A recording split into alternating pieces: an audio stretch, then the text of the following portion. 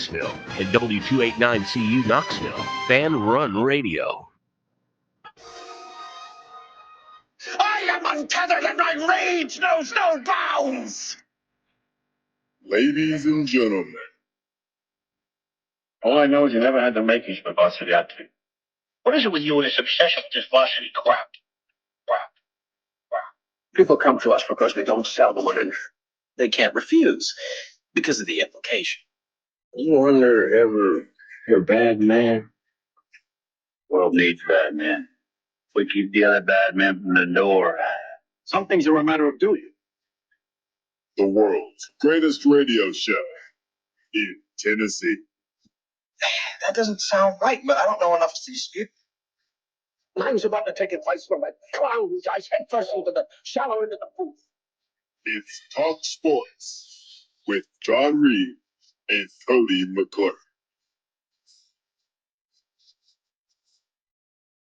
If it is to be said, so it be. So it is. So it is. So it is. So it is. It's like a Tennessee thing.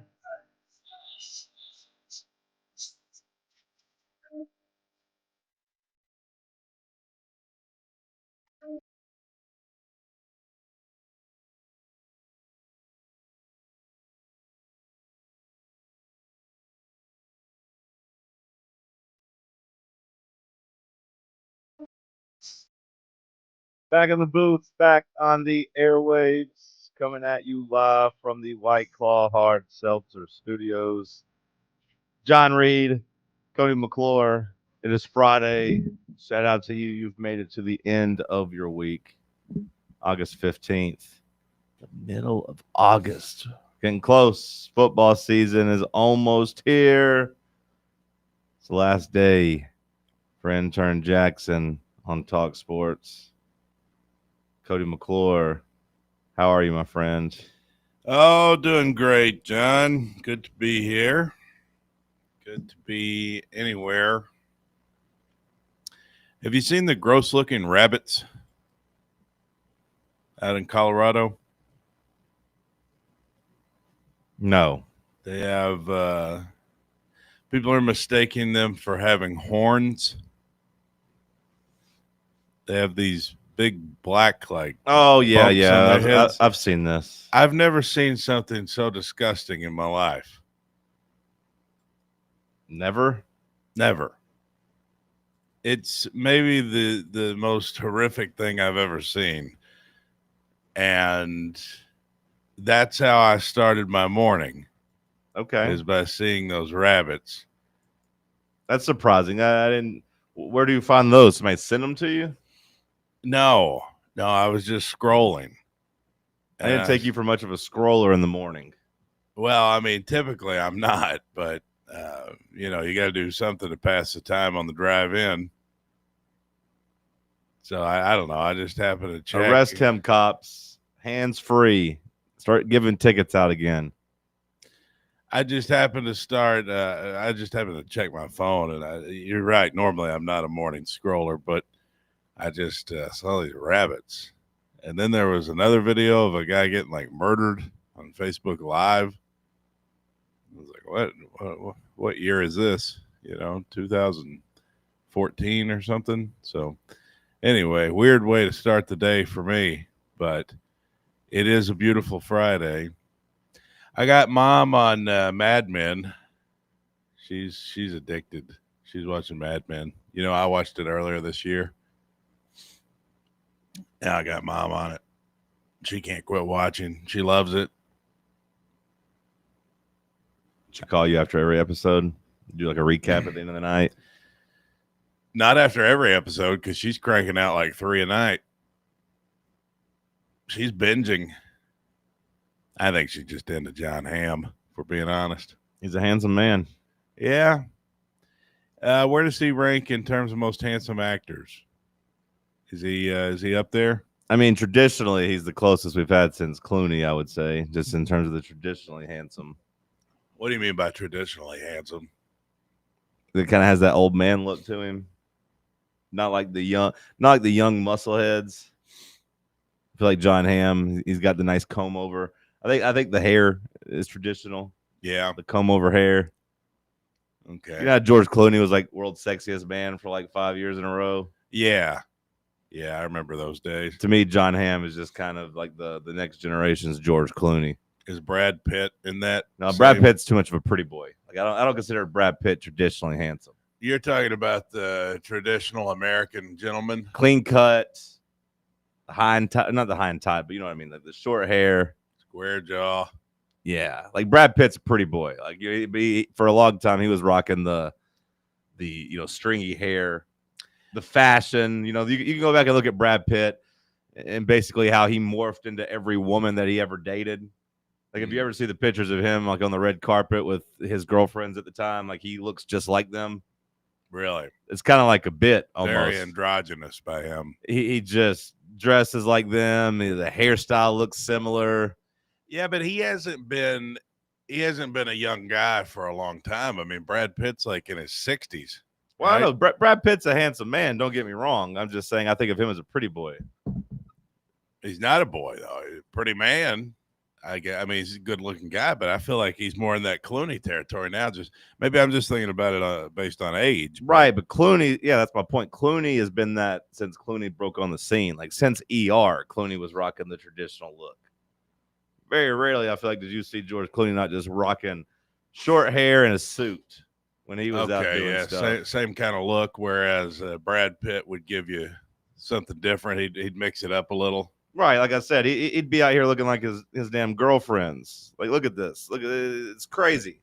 Mm-hmm. The pictures of him and his girlfriends right there on the right. He just always just dressed like them. They looked like couples. They looked like brother and sister. I do not like Brad Pitt with that long hair. Well, I know, but that's pretty boy stuff. You can't see John Hamm or George Clooney rocking that. No. They wear suits and they show up and they look he looks handsome. Brad Pitt would throw you a curveball every now and then, or maybe a money ball, which I think is interesting because it keeps it spiced up a little. Whereas Clooney and Hamm, you're right, they give you the same consistency the whole time. But I like a little bit of a curveball.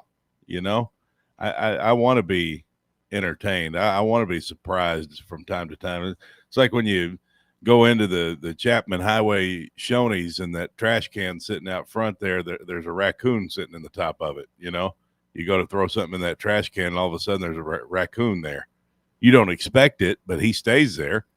He's there a lot. And you ask the waitresses inside, hey, do you know there's a raccoon just hanging out in the top of your trash can? They say, yeah, he comes there all the time. He's there almost every day. But you don't expect it when you're going to throw away a to-go tray. Suddenly the little guy's nibbling on your hand, and that's what Brad Pitt is. He gives you that occasional surprise, and I appreciate that.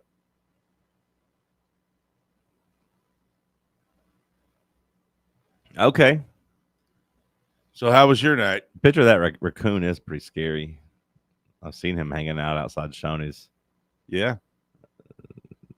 What if you're just trying to throw food away and be nice, and the next thing you know, boom, you got rabies? Well, that's what I'm saying. Life can be unpredictable. I'd come back and I'd bite you the next day. You'd bite the raccoon? No, you. I got rabies. If you were a raccoon, or if you? No, if I were you. If the raccoon gave me rabies, I'd come back and bite you. If the raccoon gave you rabies, you would bite me. Yeah. You'd be high on my biting list. I don't know how to feel about that.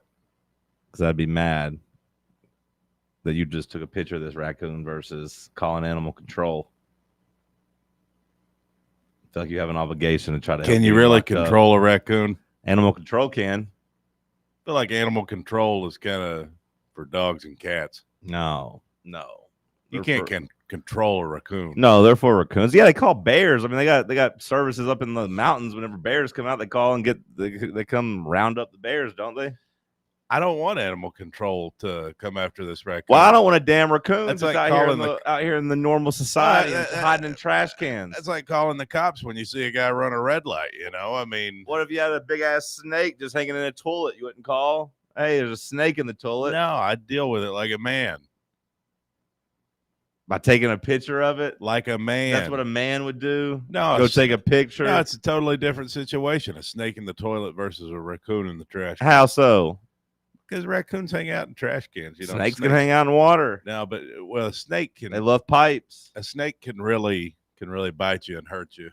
Raccoon. So can a raccoon. A raccoon. You ever heard of rabies? Yeah, but a raccoon has fur.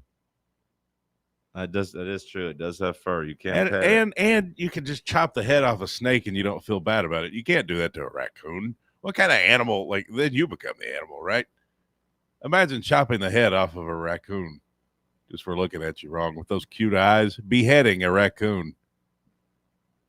That's sad. That'll be next on my Facebook feed. The snake needs better PR. I can't say that. Space clear. What were you gonna say? Yeah. The Bible. Oh, has just really got us on a bad foot with the snakes. I mean, ever since a kid, you learn it's the devil basically. Well, they're creepy. Got no spine. Just going slithering side to side. What kind of damn freak? Yeah, that's how my night went. Speaking of Good Morning Freaks, I played maybe the worst basketball of my life. I was a 7 out of 100 last night. It was terrible. Just a lot of missed shots. Nah, I didn't even shoot. I didn't even put up one shot. I don't know. I couldn't move. I was stiff. My back was hurting. I'm an old man, as we know, but I don't know if I didn't stretch good enough or it was just a bad week or what. But that was bad. I left that. It was supposed to play 2 hours, which really usually goes like an hour and 30, hour 40. But I left that for an hour. I said, I ain't got it tonight, boys. I ain't going to get out here and get hurt. You just out there shuffling around just shuffling around, get the ball, pretty much pass it immediately. I wasn't really getting any rebounds. Couldn't play defense. I was completely useless. It was bad. Mm-hmm. Our team battled back, got it to tie game 10-10. Then I threw a pass too hard at our best player, and it slipped through his hands, and I felt like it was a bad pass. I was sloppy. I was bad. Again, 7 out of 100. You would have cut me. You'd be like, oh, boo this guy. Well, at least you're out there moving around. I was out there trying to get a sweat, but I don't want to be out there and be completely useless. I don't want to be I'm fine being the worst player on the court. I'm fine with that because I like to think I do the good and intangible things. I like to think that people like playing with me because I do like the hustle. I don't really care about shooting. I play good team defense. I'm a good vibes guy, but last night I wasn't even bringing that to the table. Plus, a guy knocked me out of the air on a rebound. When I say out of the air, I mean that loosely. I was going for a rebound, and I barely jumped off the floor, and then he came in, and he big boyed me, and I went tumbling, and I said, all right, that's enough. Is he a big boy? He's a pretty thick old man. He's pretty thick. He was an old man? No, he's a pretty thick man. Or boy. I mean, I don't know. He's 30. I mean, I don't know. Oh, yeah, that's not that old. Well, I know it. Also, how big was he? How big a boy was he? Also, not a boy. I mean, I guess at 30, but so he just trucked your ass in the air. I wouldn't say. I guess yes, truck. I mean, he was going for the ball. I was going for the ball, and you were off balance. Yeah, he came in with more power. I didn't really feel him coming until he hit me, and then I landed and I took a step and fell down. And I was like, all right, that's enough. That's enough basketball for me today. Well, how big a boy was he? He's a pretty big old boy. Yeah, but I mean, I don't know, like 6 foot, 240, 250. Okay. I mean, he's pretty thick. He's pretty solid. 6 foot, 240. I don't know him that well, but I mean, yeah, he's a good size lad. Yeah, the weight I might be completely wrong on. Apologies to him if he's listening, but as big as Roy D. Mercer. He was thick. He's solid too. He's a solid. This guy. Goldberg? No, not Goldberg, but he's not built like Goldberg. But he came in and like I said, I was just thought that was an easy rebound. We were getting beat pretty bad. I was like, surely it is. I'm good right here. And then boom, trucked me, and I went tumbling. Lost the ball. Then they hit the game winner. And I said, all right, that's enough basketball for me today. So I've had enough of that.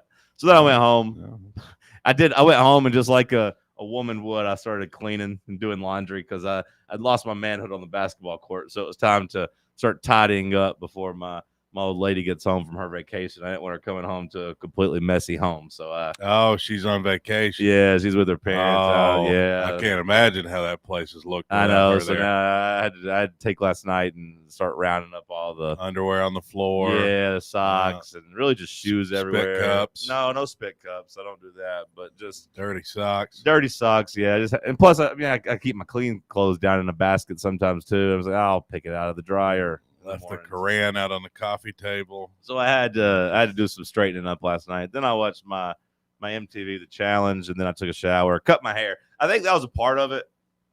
Like mentally, like I didn't have my hair cut yesterday, and it was really like long and patchy. And long, of course, is subjective, but like long for it and patchy.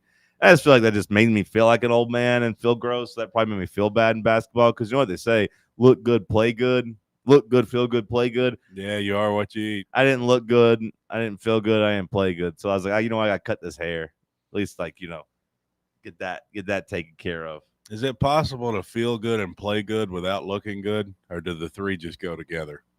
Like, look good in terms of like your physical appearance or like your outfit. I mean, can you look bad? So I don't want to go out there in like busted shoes. You know what I mean? Like that's what they're talking about, just like your appearance. Like you don't want to go out there some Walmart shoes that are falling apart. You got to have something that gives you some confidence. Would you rather look good or feel good? In life or on the basketball court? Just however you want to take it. I think looking cool on the basketball court's important. You get picked higher. But what if you feel bad?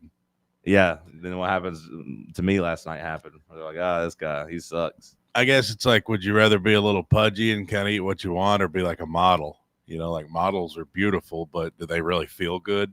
No, they're probably sick. Oh, that's another thing. That reminds me. I was trying to get Jackson breakfast for his last day. I pulled in a Chick-fil-A, and I will admit, you know, I didn't have much of a window. I had about 5 minutes to work with before we were starting to push it to where I might be late.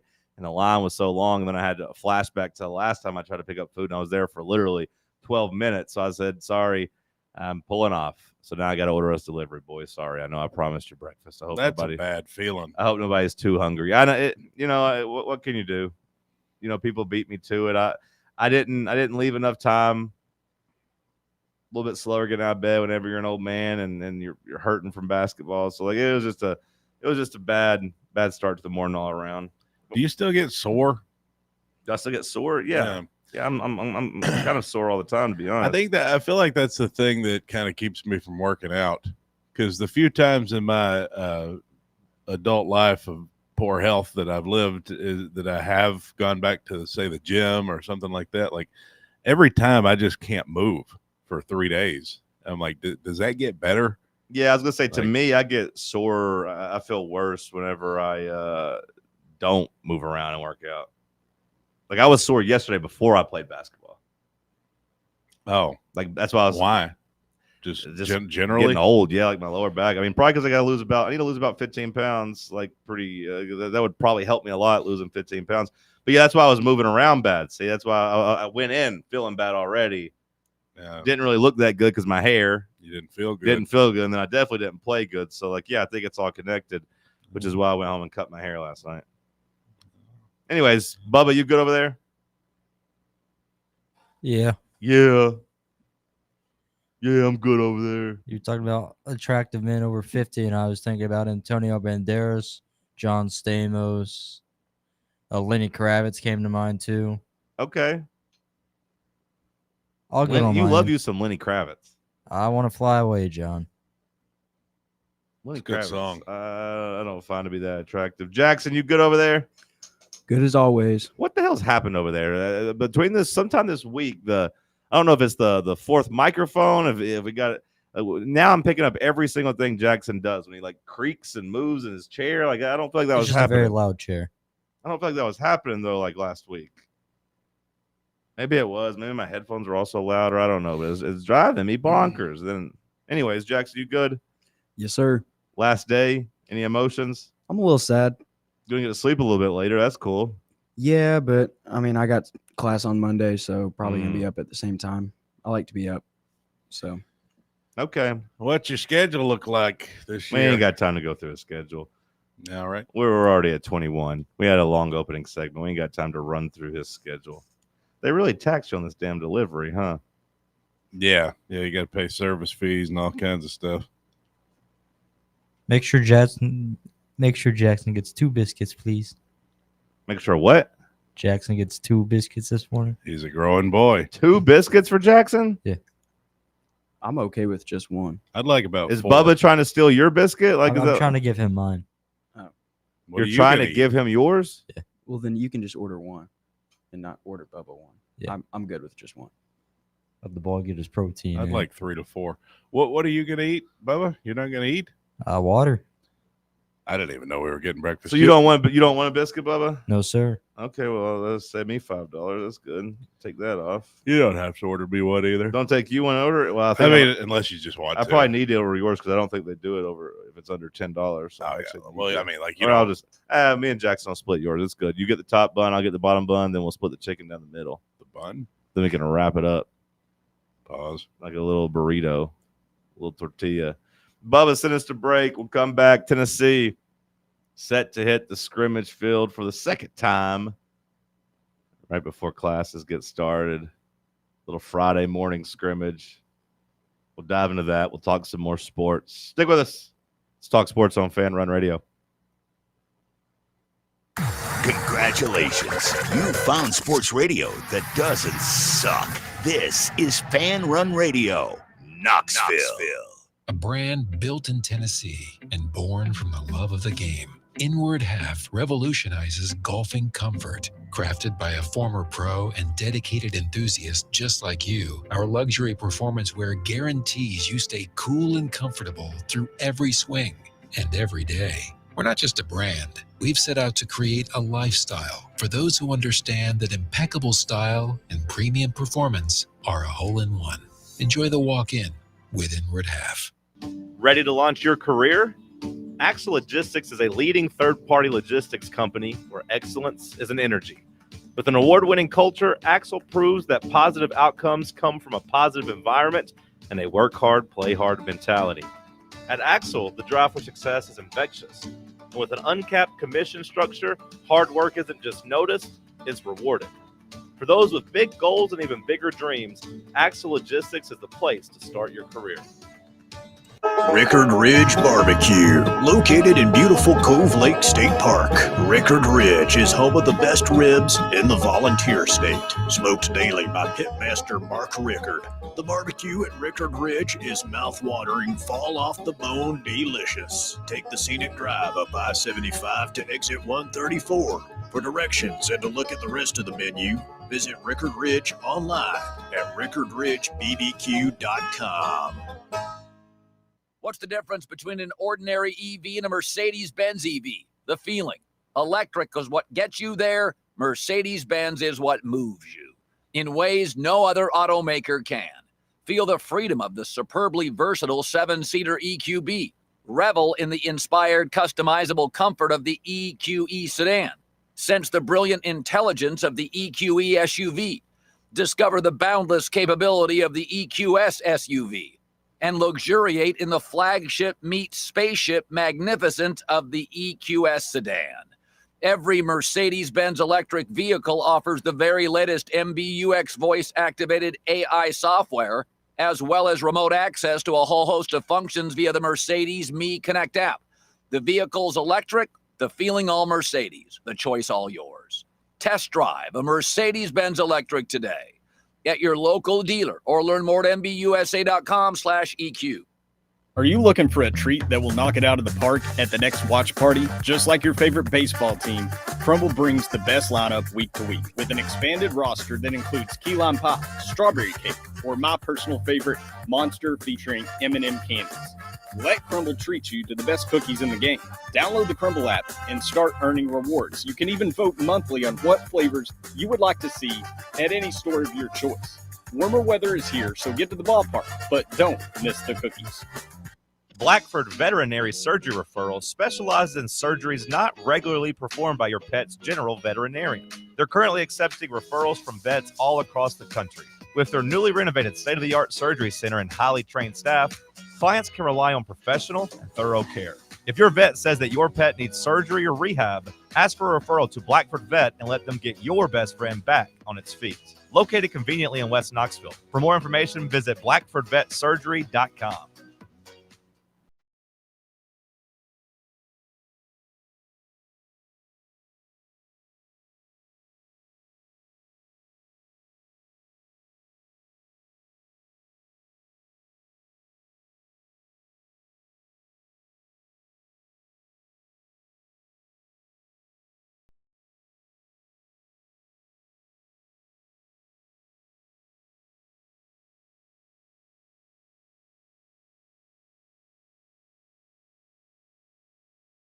Hard Seltzer Studios. It's Friday. Crack you open some White Claw. Enjoy it responsibly this weekend. You got any plans for the weekend? You got anything you're looking forward to? You know what I'm doing this weekend. Yeah, I know what you're doing. Driving around, wishing you were in some water. Yeah. It's looking like I'm not going to be in the water this summer. You got time. You got another month. I was just telling the boys yesterday. I don't know that I've ever been through a summer and not been wet, but this entire summer I have not been wet.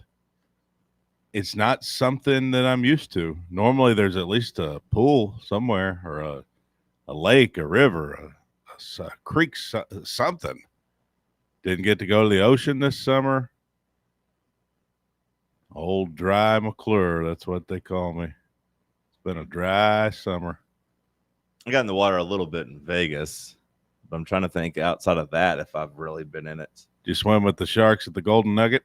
No. Yeah. No. That's a pretty cool experience. No, I was at the Rio, which was kind of janky, and these damn Hispanic kids just kept splashing water all over me. And it was the coldest water. It was so weird because it was like 100 degrees in Vegas, but the water was like, I swear, like 70 degrees. It was so cold. Why do you call them these damn Hispanic kids? Because they were splashing water all over me. Why does it matter that they were Hispanic? Because they were splashing water, and they were, I don't know. Let's move on. Let's what do you want to talk about? The scrimmage coming up later today. The quarterbacks, the idea is that next week is game week. The idea is that next week is game week. That's what's being simulated next week. They're going to start, training the team on how to walk through. There'll be like preparation. Like, hey, here's our actual game week schedule in terms of Monday. We'll have some type of press conference or with the team at least have this meeting here, and then Tuesday we'll implement this game plan, and Wednesday we'll do some advanced scouting, or I don't know what Tennessee's schedule is for game week, but the idea is that next week's a rehearsal. Yeah. Well, you got to get in the routine of things. I mean, next week's the final opportunity to do that, like a game week, and then it's the same routine every week. Which makes me think, that you'll have Josh Heupel come out and make it official who the starting quarterback is. Maybe not today after the scrimmage, but I would imagine by Sunday we have the official stamped report. Mm-hmm. By Sunday, you'll go ahead and make that official. That way your starter, Joey Aguilar, can go through with the team knowing he's the unquestioned guy, and then you try to start building some leadership reps. As Butch Jones used to talk about, you give that guy some time to behave as the number one guy, as the top overall guy in your program, and hope that he can start putting a stamp on the team and feel confident and do everything with the starters that needs to be done. Butch has got to play the Hogs. Butch has got to play the Hogs. Yeah. They just now put it on the schedule for this year, or let me make what do you mean just in? I feel like the schedule. I feel like the schedule should already been set. I can't imagine. By the way, Jackson, I didn't order those biscuits. It was going to be like $26 for 3 biscuits, and I said, maybe I'll take you to lunch or a late breakfast after we get off the air. But I got a moral code that says I can't spend $26 on 3 biscuits. It's all good. Don't worry about it. Yeah, they play week 2. Butch got to play the Hogs week 2. So you say this just in though? Did this just get added, or I didn't say this just in. Did I say phrase this just in? I mean, I feel like it was phrased as if it was. I feel like it was phrased as if it was like new news, but I don't know. Maybe I don't know. You just mentioned Butch, and it made me think of it. Maybe I'm wrong. You want to do a smelling salt? I did one yesterday. I know. I gotta be honest. You really are overselling the smelling salt.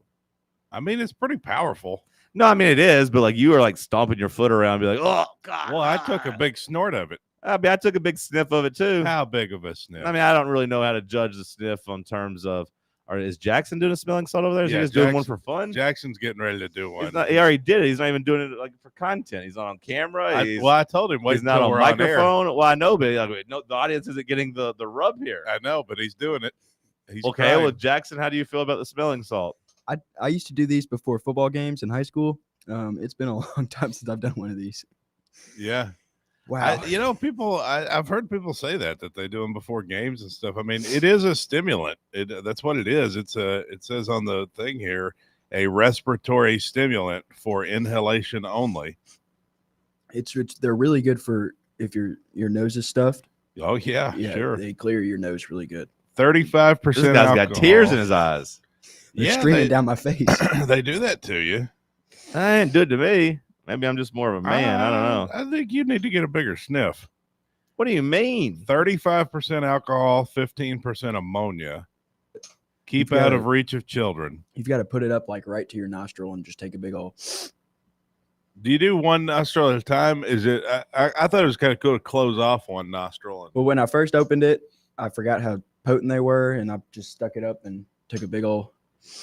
Do you use a straw cut in half? No. Rolled up dollar bill? Yeah. All right, I'm about to hit one. Ready?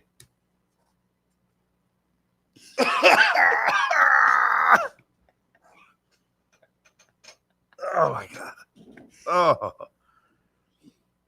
Oh, that went straight to the brain. Why are you guys doing this? What do you mean? Why are you guys doing this? Like, what was the purpose to do this at 7:30? To get going, man. It's ready for Get the day going. Oh. Now Bubba's doing it? Like, what are you guys doing? Might as well make it 4 for 4. I've already done it. I don't want to do it.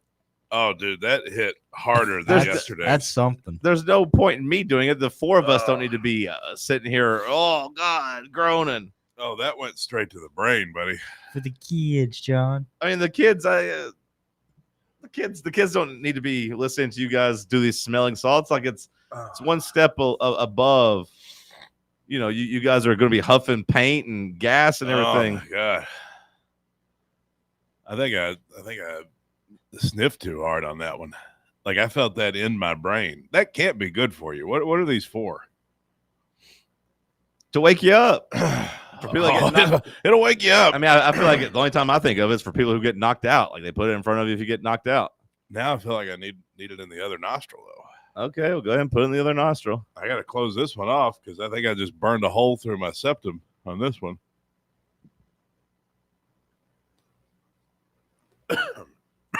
I can see how Cody's made some poor decisions in his life. Oh God. If you really stick it up there and snort big, like it'll hurt. I feel like you're not supposed to suck that hard with your nostril. That first one, I think I went way too hard. If you just barely hold it up to your nose, though, it's kind of pleasant. You don't want to suck too hard. Why do you keep doing it? Stop. It's addictive. It's not that I want to keep doing it. I just can't stop now. How long do these last? Have a sniff. I don't want to sniff, especially after it's been in your nose. It hasn't been in my nose. You basically stuffed it up your nose. I'm good. I did it yesterday. I know. I don't need to do it again. I like your reaction, though, when you do it. It's also wet. Why is it wet? What is that? Because you stuck it up your nose. No, I did not.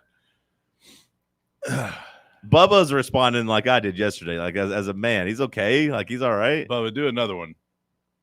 Suck it really hard with your nostril. It feels like, it feels like you just like dive in a pool and just like chlorine shoots in your nose. Like that is kind of what it feels like, but Bubba went with a big step. He's not even flinch. Cody's on. Look at the way Cody's acting. Bubba just took a 5-second inhale and barely even flinched. Bubba's a different kind of cat. You're acting like you. He's back for more. Honestly, I understand the sensation though. That's why you want to keep going back to it. I mean, I feel like you statement. guys have gone too far. Like I feel like doing it once, but now like the fact Cody's done it 4 times, like it is bordering on like this you guys are doing like some Travis drug Kelce use. and George Kittle. You think it's what Travis Kelce and George Kittle just sit around doing? Yeah. Why do we have these? Where did these come from? There's just a box of them in there in the gift from God. Yeah. Is it supposed to be pleasant? Like, do people No, enjoy it? I don't think it's supposed to be pleasant. I don't think so. It's kind of weirdly pleasant. You very rarely Like hear of people being addicted to smelling salt, so I don't think they're supposed to be pleasant. It's like weirdly pleasant. It's like the hurts so good. You know, the John Mellencamp song, "Hurts So Good." That's kind of how I feel about it. Oh, okay. How's that one go? I think I got a nosebleed. Yeah, you probably should quit doing it. Hurts so good. Do you feel like you're Come on, baby, make it hurt. So do you feel like you're more good. awake and alert now?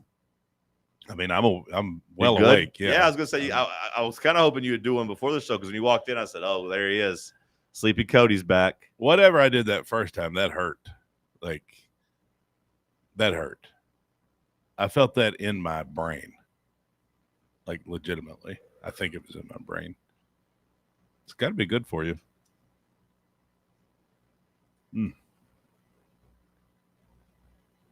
Can't be any worse than that Raid that I've been ingesting. The bug spray, Raid. I'm familiar.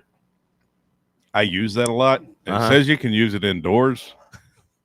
But then, like, somebody told me that probably not like in your living quarters. I don't know. But I spray it around the door because sometimes, to keep the bugs out. I mean, sometimes there's ants or whatnot that come in, and so I don't want that. The chat on YouTube is asking if you've ever done whippets. Like, of course, yeah. Are we going to bring whippets in here next week? Have you actually done whippets? Yeah. I've done everything, Jackson. You're just admitted doing whippets on air? What? I mean, it's not illegal. I mean, this guy's on record on air for doing meth 3 times. You think whippets bothers this guy? Whoa! You think whippets bothers this guy? Did you ever make a bomb? No, I've never made a bomb. No, it's like I was pretty square when it came to doing that type of stuff. Me and my stepbrother, when we were teenagers, it's not a real bomb, but it's like you put like toilet bowl cleaner and it would blow up.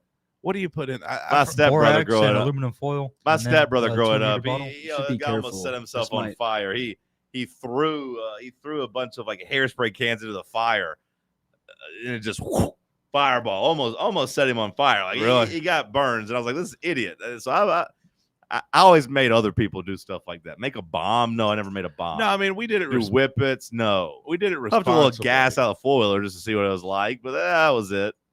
We did it responsibly, like out in a field. Like sure, we had some land. Yeah, that's what those take like a gallon jug and forest it's like fire. Next thing you know, it's raging. No, but it's toilet bowl cleaner and something else. What were you saying about aluminum foil? Maybe you're on the right track. Inside a 2-liter, and then you shake it up. After you. Is that what it was? Is that what you put in there? I don't know if that's what you did. That's what I've done. I can't remember exactly what it was, but you put like a Mentos fresh maker into a Coke or something. And that's just essentially the let idea of it. Yeah, that's kind of the idea of it. The gallon jug like explodes. It makes a big boom. It's like, I've done that before, sure. Yeah.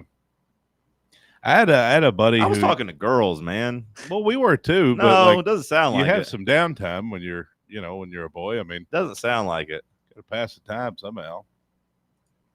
I had some friends who experimented with tannerite or something like that. They call it. Like they you shoot and explodes. Yeah, they were messing with that out in the field. I Bubba think knows them all. I think you used to just be able to buy it. I don't even really know what it is, but it was either that or shooting a skeet, and I mean sometimes you do different things. All right, I'm gonna go to break. I don't know why the hell you guys just broke out the smelling salts, but hey, if it leads to a more alert Cody, it might make you start doing this first thing in the morning. Oh, I'm alert. But now you're just like you're teary and like your sinuses are going to start draining, and that might be worse for you. I don't know. I've never breathed so well in my life. Bubba, send us to break. Let's talk sports on FanRun Radio.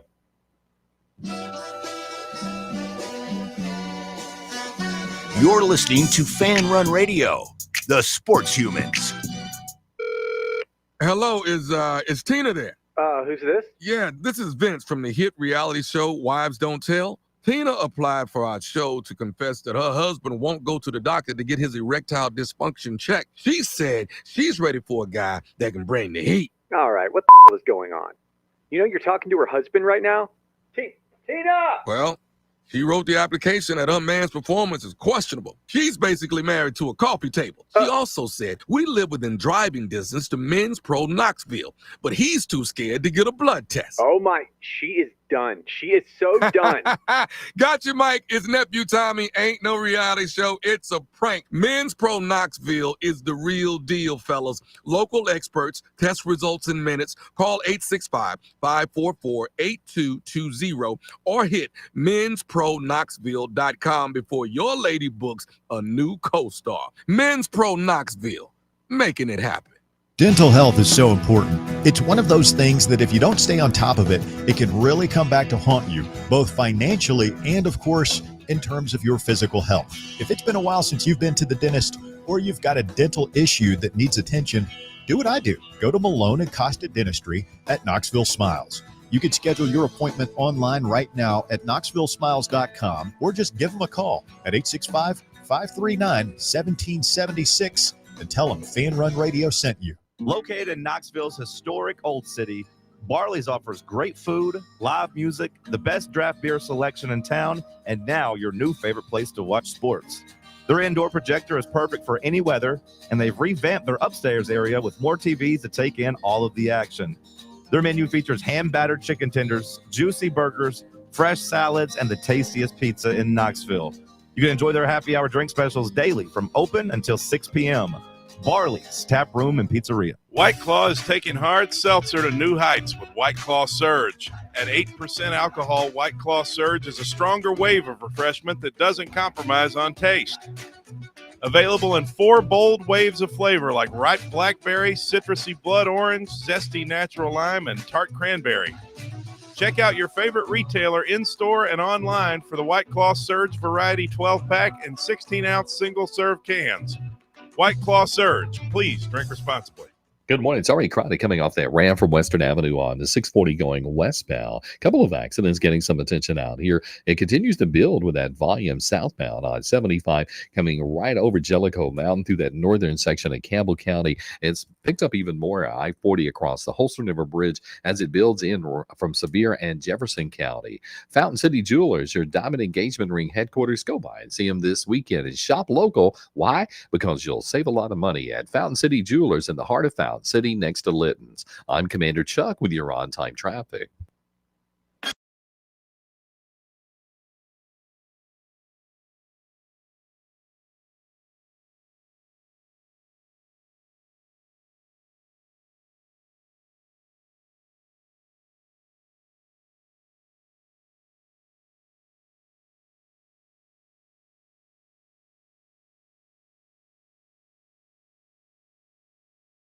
Cody alive?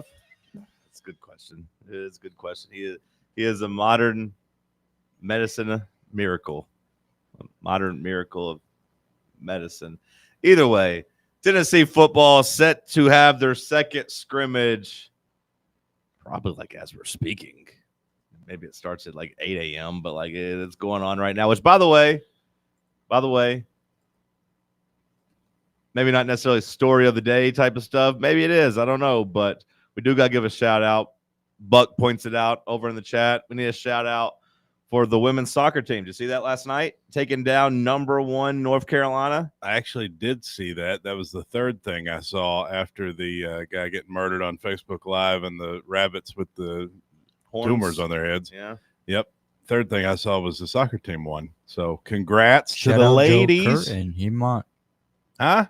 Their coach is named Joe Kurt, and then their like assistant analyst is named Hemont Sharma. The soccer team? Yeah. Me and the boy and the ladies go way back. What? I was on the soccer beat whenever I was at UT. Okay. Were the coaches both still there? No, Brian Penske went down to Florida State. Joe Kurt was Right, that's what I only thought. assistant. So how do you go back with them? Joe Kurt was still there, and so was Hemont. Okay. Well, that's why I just asked if they were there. I literally just said, were they there when you were covering? You Yeah, said then no. I said no, and then I now say yes. Right. I know. Anyways. Someone said on the new camera angle, I have cleavage, and I see it. It doesn't look good at all. No, you're a little saggy. You need to start doing some push-ups. Yeah. Bro. Well, I think it's just this shirt mostly. You got to start doing some push-ups. Yeah. Yeah. Yeah, I got big man boobs on the camera. Yeah. You couldn't tell yesterday. I mean, you could assume, but you couldn't really make them out, you know? Yeah, I got to say, on your first pitch, you know, I was like, man, my guys got to start doing some push-ups. On my, what do you mean? On the pitchers of the first pitch. Oh, you're saying I looked fat out there? Yeah. You just looked weak. Well, I did notice. Are you talking about the flab on my arm? That's that exactly. was waving in the wind. Yeah, that's what I'm talking about. I did notice that. Yeah, it didn't look good. Need to hit some push-ups to get those triceps. Yeah. Well, it's a little tight. you know, when they get you in action and the camera hits just right, you see that. That's all I could look at, honestly, when I saw the thing. Me too. I'm sorry for pointing it out. I'm glad someone else noticed. Well, I'm sorry for putting it out on air, but that's what I was thinking of. Like the No, Cleveland, ha ha ha. But like, yeah, the arm stuff. That was the first time I saw it. I was like, ooh, Cody's weak. Like Cody needs to tighten up a little bit. I wouldn't say weak, but yeah, it didn't look good. No, I mean, it looked weak. It looked flabby. Yeah, it did look flabby, which I equate with weakness. Well, I mean, it depends on what you consider weakness. In Like terms for of, arms, I mean, that's all I'm saying. Not as much muscle there as there once was. Yeah, but also that's a bad. Your underarm, like your under flab next to the armpit, like everybody's pretty flabby right there, right? I'm just saying the triceps didn't look tight at all, really. Yeah, well, I mean, I haven't worked them out in quite a while, but you know, no surprise there. So, yeah, I'll get back in the gym soon, though. Yeah, probably. yeah, for sure. Sure. It definitely gets. I've always heard that the older you get, the easier it gets to make life changes and to like start new habits and like take care of your physical health and like lose weight and tighten up. Like the older you get, the easier it is for guys, especially. I've always heard that.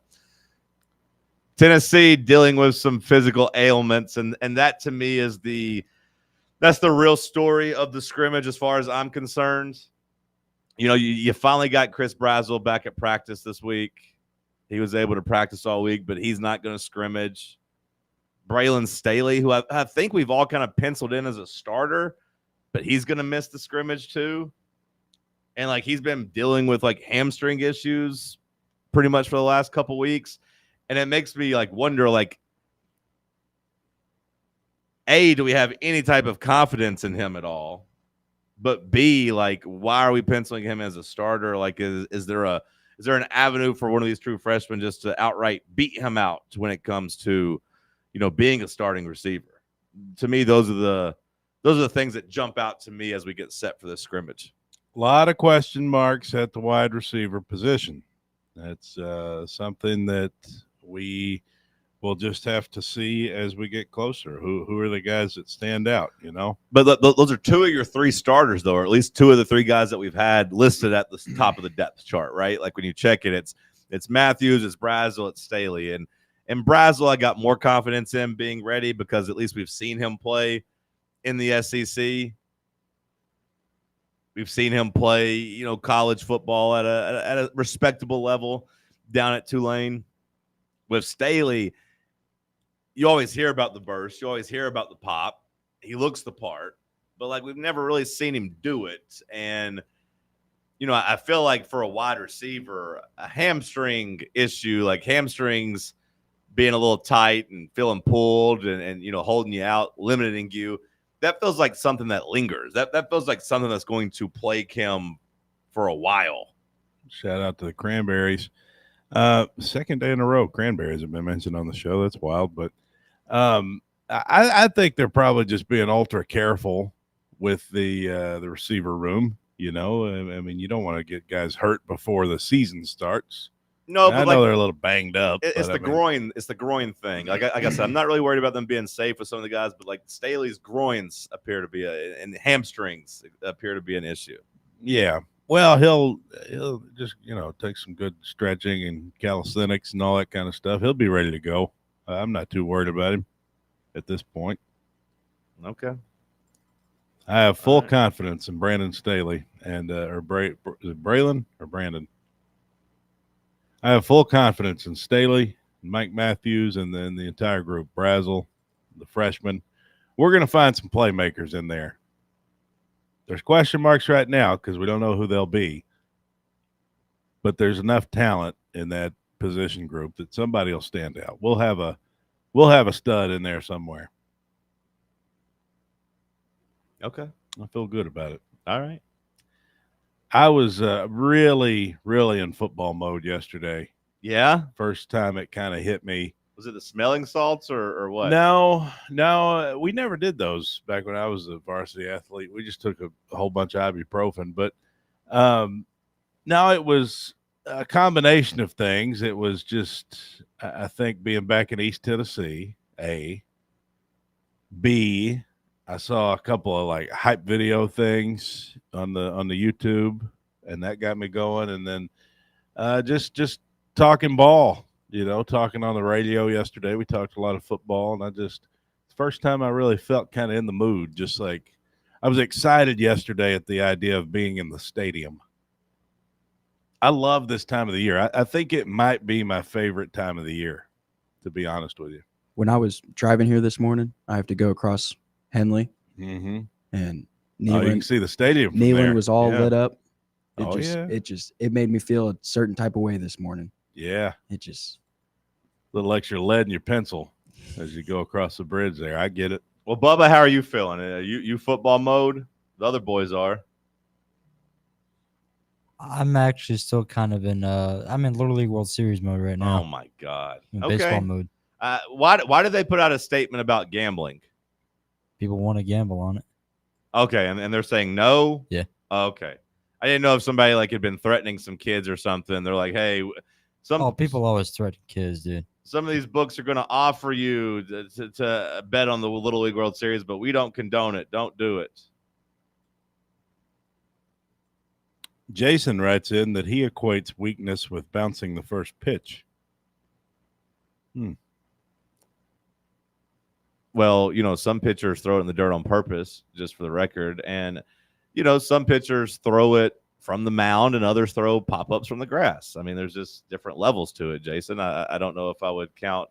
Really, is it a pitch if you're not on a mound anyways? So, like, Yeah, I heard you talking a lot of trash. I was, well aware last week of the trash talk coming from you. It wasn't trash talk at all. I didn't And, trash talk you at all. I just said you didn't throw from the mound. All that was just factual. Yeah, and I mean, all I could say is they wouldn't let me. They wouldn't let you? Like Mr. Rock and Roll, they wouldn't let you? Well, now, what kind of guy does that make you if you go up there and just purposely break the rules for something that you've been allowed to do? You think the girl's going to come tackle you and take you off the field? Whenever I threw out the first pitch, they said, hey, we don't want people throwing from the mound. I said, that's okay. They said I could do it. And they said, oh, okay, go ahead then. That's all I had to say. That's it. That's literally all you had to do. Why would I be combative? Why would I make a fuss? You didn't want to do it. Why would I make a fuss? You didn't want to do it. No, I would have. Honestly, I think you've made this whole story up. Because when I talked to you immediately after the pitch, you didn't have this narrative. You just laughed when I said you didn't throw off the mound. You didn't talk to me after the pitch. You came up. We barely spoke after the pitch. Well, I didn't say we had a long conversation. You came up and I said, you coward, you didn't throw off the mound. You just started giggling. You didn't say that they wouldn't let me. You just started laughing. I just knew you'd have something to say. No. I knew you'd have some narrative. You actually went back and you created this lie because no one can fact check you on it. But I've actually thrown the first pitch out too. You can fact check me. We got people over at the Smokies. Well, I know. Call up. You got a contact over there. Call your boy up. Well, I also have experience of them letting me throw from the mound. I said, I want to throw from the mound. They said I could. And they said, oh, okay, go ahead then. That's all you had to do. I wasn't really thinking about it. You didn't want to do it. No, I mean, I would have. You didn't even try to do it. I would have done it. You didn't try to do it. You didn't even ask to do it. I knew you'd tell have the truth. some excuse. Tell the truth that you didn't actually ask to do it. No, I didn't ask to throw from the mound. Okay, you just said you did. You said I asked, and they said no. Well, no, when I walked up there, I was like, where do you want me to be? And she just said, stand right here in front. Okay. I said, okay. All right. Well, as long as we can get to the truth on that you said, I asked. You literally said that 3 minutes ago, that you asked to throw, and they told you no. I asked where to go. I asked where I should stand. Okay, so you didn't try to throw from the mound. I asked where I should stand, and she said right in front of the mound. And you didn't say anything about it. And also, it wouldn't have made a difference. I mean, it would have been the same thing either way. No, it wouldn't. I would have just been elevated a couple feet. And your throw was embarrassing.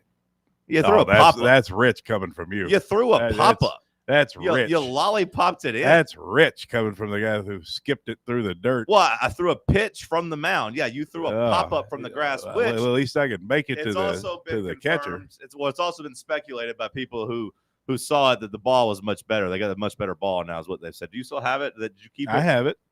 You have it with you? it in the car somewhere? No. Why would I have it with me? Well, I don't know. Where did you put it? Like on a mantle somewhere? No, it's be in your car. It's just in my room. Oh, okay. In my place where I live. I'd like to see the ball. I'll bring you the ball. It's a baseball. I mean, it looks. Well, I know it's just a baseball. Well, yeah, that's different than what it was last year. Yeah, I mean, I knew you'd have several excuses. I don't have any excuses. I threw my pitch. It wasn't very good. Hey, it was 56. Here's what man matters. In the arena. I got on the mound. I tried. You didn't get on the mound, and then you lied about asking to get on the mound. You know what matters is that my pitch was caught by the catcher. It was pretty high and outside and pretty slow, though. Yeah, but he didn't have to stand up. He didn't have to make any wild motions. He just kind of stuck his arm up and grabbed it. I mean, he stayed in position. That guy was huge, by the way. That catcher. Just a massive Rob said fella. it's not a debate. Cody's pitch was light years better than John.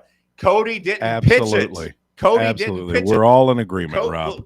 Cody did not pitch it, though. It wasn't a first pitch. Like, how do you guys not understand that? How is it not computing in your head? I can't help the rules. It wasn't a pitch. I can't help you the rules. lob the Just ball because in you from chose... a flat ground. By the way, if you lob it in from that close, you still throw it 5 feet outside and high. Not a very good throw. You're saying I threw it high? Yeah, you lobbed it. I'm saying you lobbed it. So if I had thrown it from the mound, if you had thrown it from the mound, trajectory it would if have you gone had a thrown little it lower. the way you did, it would have been 10 foot short. Is what it would have been. Oh Lord. You haven't done it. You don't know what it's like to throw from a mound. I mean, it's really sad. You don't know what it's like. It's to throw really from a mound. sad that Calling that a year pitch later is crazy. It's been a year since you threw the ball down in the dirt and couldn't make it to the catcher. I mean, I understand that it still bothers you. It doesn't, and it's It upsetting. doesn't bother me when because you get tagged by all these people telling you how much who better saw my it last pitch year was. saw the ball. They had me throwing a T-ball with no grip. They had me throwing a rubber not signature. What is it? In the shop memorabilia. What am I looking for? Souvenir. They had me throwing a souvenir ball with no laces. That's fine, but I went from the mound. I just hear a lot of excuses. No, there's only one. You didn't go from the mound. I went from the mound. We didn't do the same thing. We're playing a different league, brother. Oh yeah. You threw a lollipop from the dirt or from the grass. What was it called? First pitch? A ceremonial first pitch. It wasn't a pitch. It's called first pitch. To pitch, you have to throw off the You know what it says? Mound. You know what it says on the side of my baseball? Pitching mound. It says official first pitch baseball. Yeah, ceremonial first pitch, not an actual pitch. You have to throw off. What's the word you keep using? Mound. Pitch. Hour 1 in the books. We'll kick off hour 2 with some headlines. It's Talk Sports on FanRun Radio. Check out our new and improved website at fanrunradio.com. Hey Knoxville, Surfside iced tea and vodka made with real brewed tea is only 100 calories, 2 grams of sugar with no bubbles and no troubles. That's right, 0 carbonation, so it's easy to sip and enjoy. Headed to a game day or party at a friend's house? Bring an iced tea or lemonade variety pack from Surfside or try their green tea and new raspberry tea vodka. Find the can with the sunset stripes this season. Surfside iced tea and vodka, sold at bars, restaurants, and stores near you. Surfside iced tea and vodka, sunshine in a can. Must be 21 or older. Enjoy responsibly. Yee-haw! I've been hooting and hollering ever since I started betting with the VIP Play app. VIP Play has more than 200 leagues, every bet type you can imagine, live betting and live hosts, all with 24/7 support from real live people when you need them. Start betting better with the VIP Play app today. Don't be a better, be a better with VIP Play today. Download VIP Play today or head to VIPPlayApp.com. Make sure you use the promo code FANRUN to take advantage of their welcome bonus and so they know that we sent you. Gambling problem? Call 1-800-8899-789. Must be 21 or older and located in Tennessee to bet.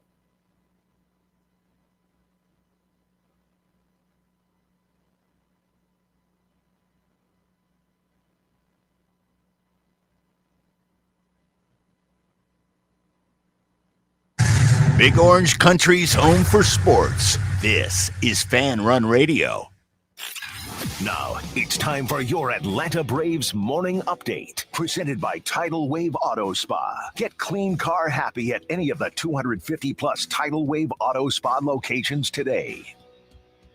Braves take Game 3 and the series from the Mets. I'm Barrett Salee, and this is your Braves Radio Network morning update. Get Clean Car Happy all season long at Tidal Wave with exclusive membership discounts, giveaways, and more. Visit TidalWaveAutoSpa.com/Braves for more information. After the first two games were wild, the Braves calmed things down in the 4-3 win over the Mets on Thursday night. Ozzie Albies, the hero of the day, one home run, a RBI double in the eighth proved to be the game winner. Ozzie got hot, as did Michael Harris, 3 for 4 on the day. He also knocked in a run. How about Bryce Elder? 7 innings, 5 hits, 3 runs, 2 of them were earned, 2 walks, and 6 strikeouts. The Braves take the 3-game set, and they take the season series from the Mets. That is the 8th straight year the Braves have won the season series over their NL East rivals. Game 1 against the Guardians coming your way tonight. You'll see Hurston Waldrop for the Braves. He's 2-0, has a 1.54 ERA. Joey Cantillo going for the Guardians. He's 3-2, has a 4.11 ERA. For a leadoff show at 5:55 in your first pitch against those Guardians, 7:10 Eastern, 6:10 Central on the Braves Radio Network. Are you looking for a treat that will knock it out of the park at the next watch party? Just like your favorite baseball team, Crumble brings the best lineup week to week with an expanded roster that includes key lime pie, strawberry cake, or my personal favorite, Monster featuring M&M candies. Let Crumble treat you to the best cookies in the game. Download the Crumble app and start earning rewards. You can even vote monthly on what flavors you would like to see at any store of your choice. Warmer weather is here, so get to the ballpark, but don't miss the cookies. Got a flat tire? Strange noise under the hood? Don't stress. Roll into Matlock Tire and Auto Service. From oil changes and brake repairs to brand new tires, Matlock's certified techs do it all. Fast, friendly, and fair priced, Matlock is the home of the price match guarantee. Bring in any competitor's ad and Matlock will match the exact same tire for the exact same price. Matlock Tire and Auto Service, 5 locations in East Tennessee. Visit MatlockTireService.com to find the location nearest you and schedule your appointment. To implement the coaches. Implement's not the word I'm looking for. I think indict. Link. They don't want to give up the coach's identity, but they call him Coach Mac. You're listening to Talk Sports. You want to be a beast at lifting, at football, at anything in life, you need to have big testicular fortitude. Look at me. I may have a small penis. Airing every day from 7 a.m. to 10 a.m. I don't know why he would want the attention. He's a grower, not a shower. On 1340 WKG. Isn't it kind of dangerous, I asked? What are the side effects? Says he then snaps it away. Looked at the label. His eyes grew wide. Oh, dear. It says here that side effects may include getting huge with occasional bouts of manliness. He said he had struggled gaining some weight. Coach Mack asked him, do you know why I eat so many bananas? He says, have you ever seen a small gorilla?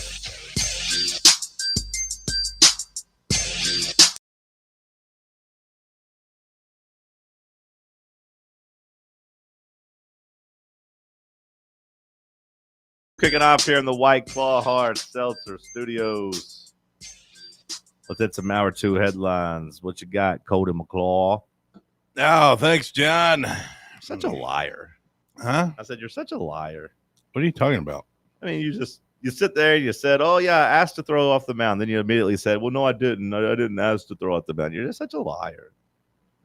You just take everything literally. I asked where to stand. Yeah, I didn't. Not asking to throw off the mound. It's the same difference. No, it's not. Yeah, it's completely different. It's not the same thing at all. You are incapable of nuance. I've always said this about you. That is not a nuance anytime I issue. say something, you take it word for word. You take everything so literally. That is the opposite of like a nuanced discussion. Asked to throw off the mound. Asked where to stand. Same idea. That is you specifically saying you asked to throw off the mound. Same idea. Asking where to stand. Asking to throw off the mound. Same difference. It's not. Same difference. You're hung up on this like it matters. I mean, I'm hung up on. I just don't like liars. Is really it. Well, I don't like guys who bounce their ball in the dirt, but we're all, there's something that we're not going to love everything about everyone, right? That's true. And so that's, you call me a liar, I call you a little noodle arm. I mean, it is what it is. And I'm sorry you're so hurt about this. We all saw the picture. Yeah, there's some not an ounce of muscle on those arms. There's enough muscle to get to the catcher. I'd be careful, cause it took everything you had. Enough muscle to get it to the catcher. You had to lob it in there just as soft as you could. You know why? You know why? Because goal number 1 for me. You know what? Goal number 1 for me don't throw it in the dirt. That's what I told everybody. I'm that far in your head that that said, was you know what goal I'm going to number do? one. I'm going to not throw it in the dirt. That's crazy. No, because I knew you wouldn't have anything. That's crazy that was your goal. That you went out there, the only thing you cared about was just do better than John. Yeah, that is all I cared about because I knew how much it would bother you. From the grass. I knew how much. From the grass flat. Like, you're coping so hard. It's not cope. It was embarrassment. No, everyone that was there that saw it was embarrassed for you. Cope. What's some hour What's two the capital of Denmark? Cope. Thanks, John. Quinshawn Judkins will not face a charge for his July arrest when he beat up that woman, allegedly. The Browns rookie running back won't face a formal misdemeanor battery over the alleged domestic incident in South Florida last month, says a spokesperson for the attorney's office. Prosecutors declined to pursue charges after reviewing the police reports and body cam and video surveillance and all that stuff about the woman he allegedly struck in the face. So that's good news if you're a Quinshawn Judkins fan, I suppose. So the Browns are bringing him back, and then they got Isaiah Bonds, who, went undrafted because of the allegations surrounding him, but he was cleared of wrongdoing as well, and then the Browns immediately brought him in. More like Isaiah made Bond. So he gets to avoid his charges and whatnot, so they quickly brought him in. That's Cleveland rolling the dice there. Yes. Jordan Love should be 100% for week 1, it says here on ESPN. He had surgery. He had some nagging ailments. He decided to undergo surgery on his left thumb this week after he sustained a ligament injury in Saturday's preseason opener against the Jets. But he said the surgery went well. I think with the time frame that we have right now, finishing up training camp and heading into the season, I'll be 100% healthy. So this is the call I wanted to make, he said. So you Packers fans out there will be glad to hear that. Your boy Jordan Love is going to be okay. You think we got over under 20 Packers fans in the audience? I'm going to say under 20. That would be my guess. Jackson Moy was named to the 2025 Polynesian College Football Player of the Year watch list for the second straight year. Is Nico on there? I'm sure he is. Yeah. If Jackson Moy's on there, I would think Nico probably on there. Yeah. Madden on there? I don't know. I've heard some things about Nico. You've heard some things about Nico. What have you heard? I've heard that he's looking good. Oh, so you read the reports coming out of UCLA? I don't remember what I saw. I don't remember where I read it, but I just was it. I want to say it was a national guy, like a Joel Klatt or somebody. I don't remember. Somebody said that he's looking good in camp, though. But we'll see when he gets on the field against that stiff Big Ten competition.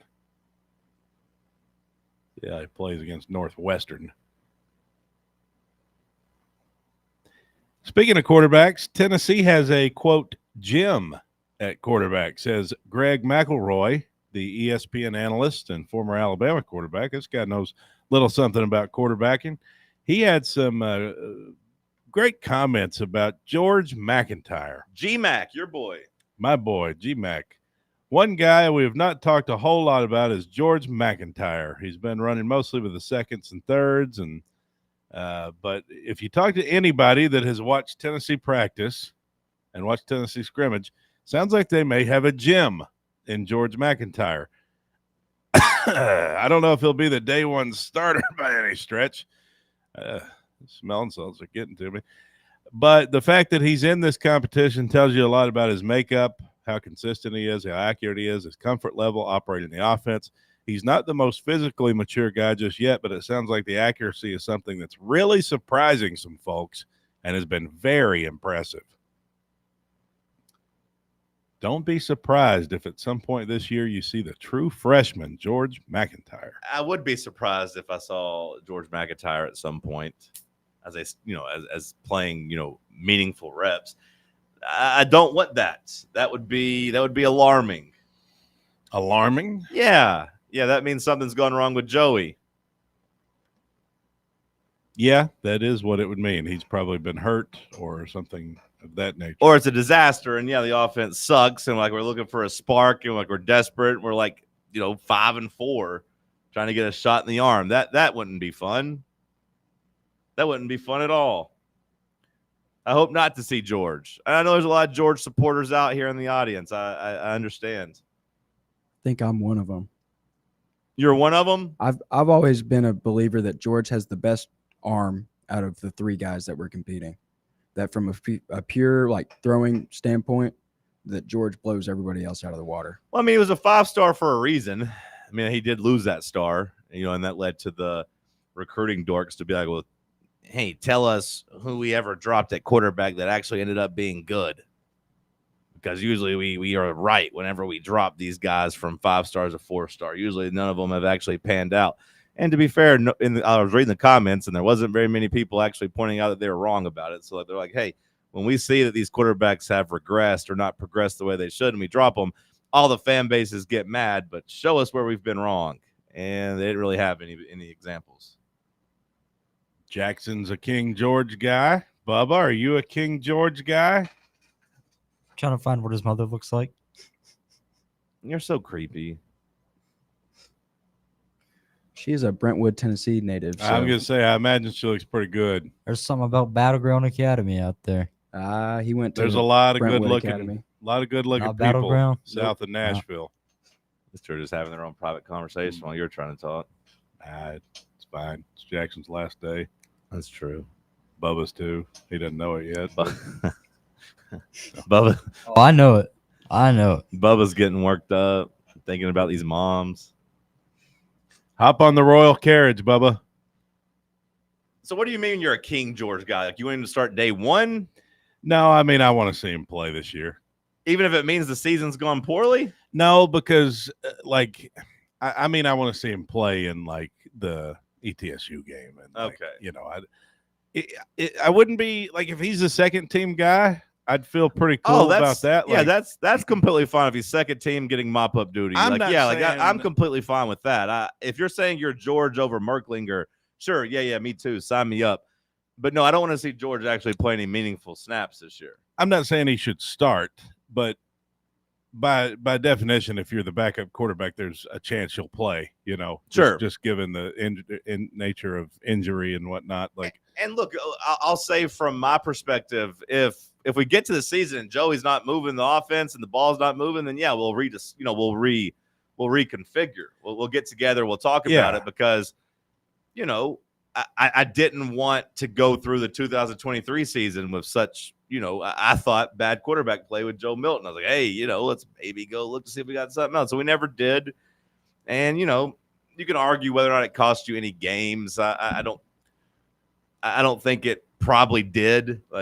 Who knows? Maybe the Missouri game, because that was a close game until the second half, and Joe played pretty poorly in that second half. But it probably ultimately didn't cost you any games. Well, and also I've been a King George guy since it was before Joey got here, so I would like to say Stop calling him King George. That caveat I think is important. I was just basing it off of spring ball, so this was before Joey arrived. But if we're comparing it to 2023, all you people that wanted to see Nico come in, I don't figure we're that far off in terms of McIntyre being as good as that version of Nico would have been. Yeah, I mean, I think that's fair. So if we do get in a position where Aguilar looks kind of like Milton did, or just kind of we're not all that happy with the quarterback position, McIntyre's not going to have that same kind of hype that Nico did about people wanting him to get in there. Yeah, and he's not the same type of prospect either, which changes things. I think there's a difference between top 10 prospects, 5-star, versus a guy that's your middle of the pack 4-star, like a top 200 guy. That's where George ended up, was 193 on threes, industry ranking. Yeah, but he's talented, and he comes from good family. He comes from good stock, yeah. And I mean, whereas Nico, not so much. Sure. But I'm just saying, I think there's a difference between 5-star, supposed to be a top 2 quarterback and a number 15 quarterback in the rankings. But also Joe Milton had more of a standing with the staff and the fan base than Joey Aguilar did. So I think it'd be a lot easier to cut ties and move on from Joey than it would have been to do that to Joe. We'll see how it progresses. I mean, put me down for my preference just being, hey, good at football, offense good enough. Joey Aguilar keeps the job all year. Like that's my preference. Yeah, I mean, ultimately that's what you want. Whatever gives you the best chance to win, of course. But James Pierce says he does not like the Georgia Bulldogs. He plays for the Falcons now. Bubba? I was going to say I might still be in on Joey Aguilar. Oh, he's found the moms. Didn't like what you saw with G-Mac's Be mom? sweet. He's got a flair for the Latinas. Bubba does. He just, yeah. Also, Mississippi State is going to, they announced yesterday they're having a whiteout when we come to play them on September 27th. All 13,000 Mississippi State fans are encouraged to wear white. There is one answer for that, Mr. White. What? All orange. They go all white. We go all orange. That includes the helmet. I don't ever want to see us wear orange helmets again in my life. Yeah, well, helmets don't cause you to lose games. Stupid stigmatism. Also, I imagine the team will be in their home uniforms. Well, but if Mississippi State is the home team wearing white, then the Vols are probably not also going to be wearing Well, white. I think this is just the fans. I think we should wear No, white. but they have like special unit, like the team's wearing all white. Oh, they are? Yeah. Well, that's shocking. You said that's Is a that what? confirmed? Did he say it's a stigmatism? What the hell does that mean? That's an eye disease. That people think, or stigma, whatever. Sorry, that our fan base seems to think that the color of apparel we wear equates to whether we win or lose. Oh, okay. It is the stupidest thing ever. Them orange britches. No, they've said they're doing. Yeah, they said they're doing all white. Well, my mistake. I would have assumed the home team would not be like when Penn State does a whiteout. They don't wear white, do they? Or do they? Maybe they do. Okay. No. Bubba says no. Jackson says yes. I don't know. We'll get to the bottom of it, but A really well-informed show here we are. yeah. Yes, we are. So, okay, well, we'll be wearing orange then, I assume, for that game. It's going to be kind of weird. They didn't wear all white against Ohio State this year. I mean, I assume that was a whiteout. They had their navy tops. They, of course, being Penn State. I will admit I was wrong here. They do not wear their they do not wear their white uniforms during whiteout games, which seems really dumb. Bubba, let him have it. Let him have it, Bubba. Thank you for clarifying your research, Jackson. But Mississippi State is going all white, it appears. So It's going to be really hard for their wide receivers to stand out against the crowd. Quarterback, they're all going to blend in. There's going to be a whole lot of white. You won't be able to see them down the field. Bums. Plus all the white people there, too. Good news for Mississippi State fans is they probably already have like the white robes they could just pull out of their closet to wear to the game. Might be a little windy or something. They keep their ears warm and heads covered. They won't have to go shopping.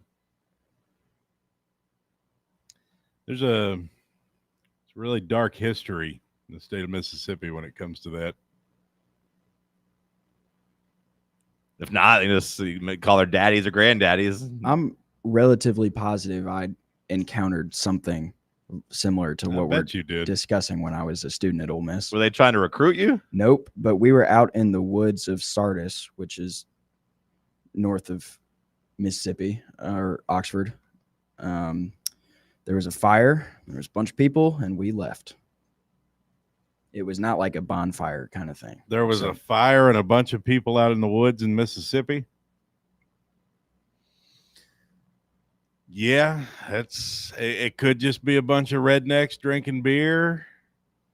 You just happen to be out there? Oh no, we like. There's not a whole We were lot invited. to do. Yeah, that's what I'm asking. Were you invited or No. There's a spot up in Sardis where I like to go and just chill. It's connected. It's off the lake. There's a nice beach, but it's about 25-minute drive up away from Oxford. So it's just like a hangout spot for a bunch of people to go? I don't know about a bunch of people. This is a spot I found my freshman year, and I'm pretty secretive about it. It's a cool spot. Okay. Why are you secretive about it? Because I don't want he likes to take his girls up there to make out, and he doesn't need them all knowing that they're just one old notch on the belt. Am I right, Jackson? Like, hey, don't talk to each other. They got 4 or 5 of them up here. I get too attached for that. Yeah, I know. How far is that from Drew, Mississippi? I don't know. Just curious, because Any other headlines? that's where Emmett Till was. Whoa! Any other headlines? No, that'll be enough. Okay, for let's now. go to break. Let's talk sports on FanRun Radio. Is that old tree in your yard starting to lean a little too much? Branches hanging over your roof? Don't wait until it's too late. Call ECR Total Landscapes today. At ECR Total Landscapes, we specialize in safe, professional tree removal, trimming, and storm damage cleanup. So if you've got trees that need to go, now is the time to give us a call. Plus, we're offering free stump grinding now through the end of the year when you use or mention promo code FANRUN. That's right, free stump grinding for FanRun Radio listeners. At ECR Total Landscapes, we live up to our name by offering total landscape services. In addition to tree cutting, we also offer a wide range of landscape installation services and custom monthly maintenance packages that create stunning outdoor spaces tailored to your vision. Give us a call today to schedule a free estimate at 865-384-2012 or just visit us online at ecrtotallandscapes.com. This is Coach Josh Heupel. In football and life, you need a solid defense to protect what matters most.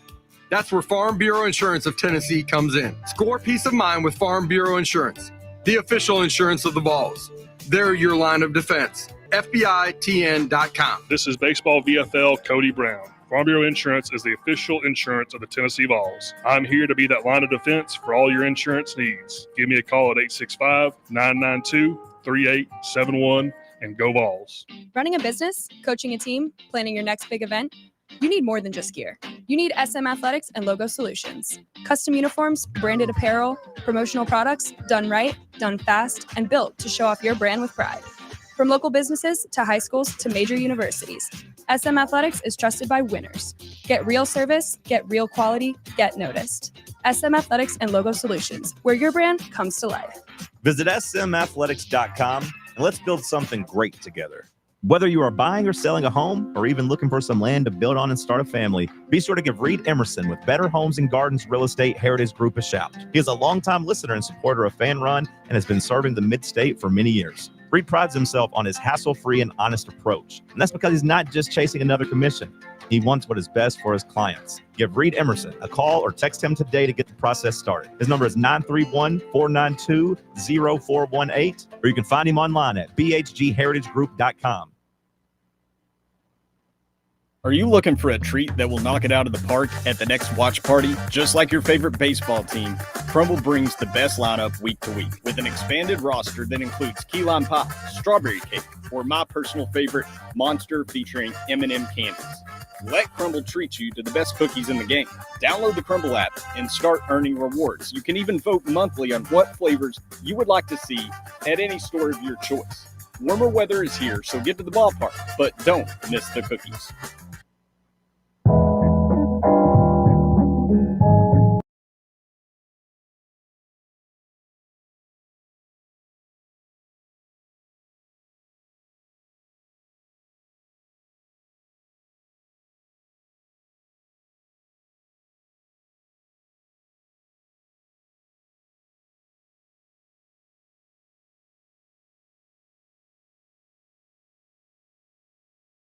To you by SM Athletics. If you need any apparel done for your business or your club, you can do some screen print. You see this shirt right here I'm rocking on the video. I had these made myself, but we did it here in house. Beautiful screen print. Look at it. Looks great. Many compliments about it already this morning on the video feed. We can do it at SM Athletics for you if you have a team, maybe for your kids or for yourself. We can handle all of your uniform equipment needs as well. Give us a shout at SM Athletics, 966-3434, online at smathletics.com. And, of course, you could just shoot me a message, and I'll try to get you set up as well. We're doing an ESPN College Pick'em. We're doing a College Pick'em group. Bubba, Jackson, make sure you sign up. Cody, sign up so you can finish last again. We're doing it on ESPN. The name of the group is FANRUN 2025. You just search FANRUN 2025. The password is FANRUN. SM Athletics is sponsoring the group. The winner gets $500 cash. Bubba, you were on the right side of that cash give out for March Madness. Are you going to try to win this one as well? I'm not going to try, John. I'm either going to or I'm going to be completely dug down in the dirt.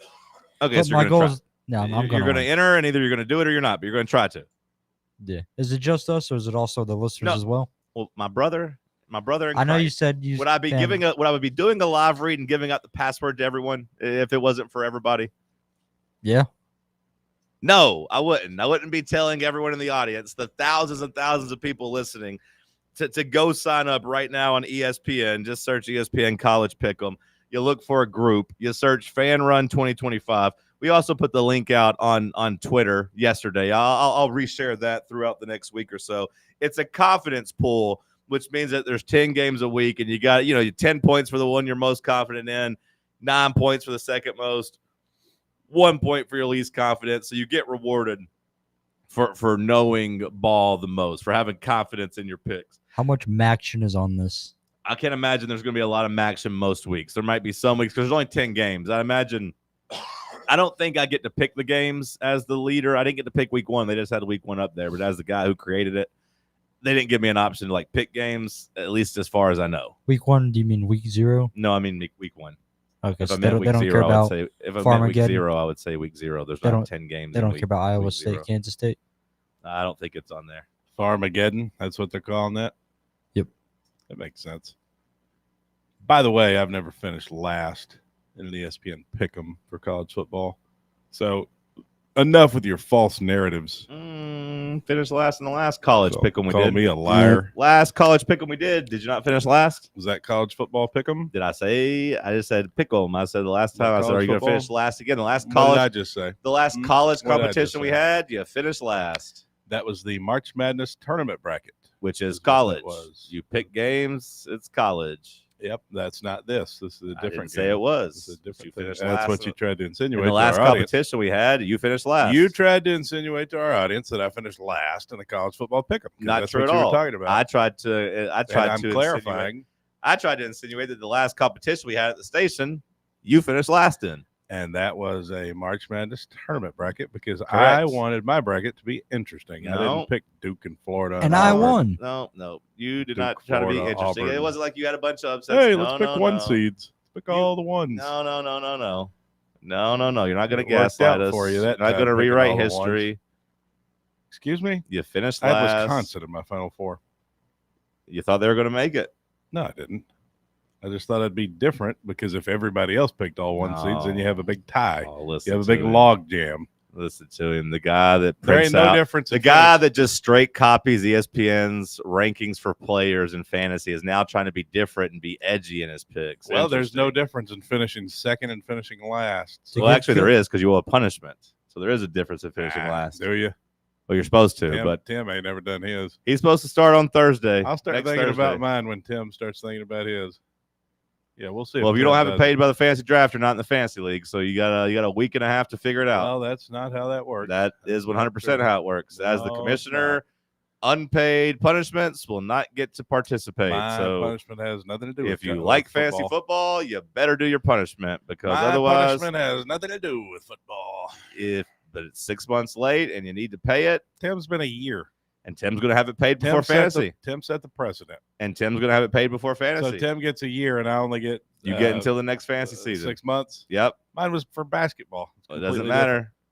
Totally different set of circumstances. You don't get to participate in the station contest, especially with cash prizes and gifts and everything, unless you were paid up. I do.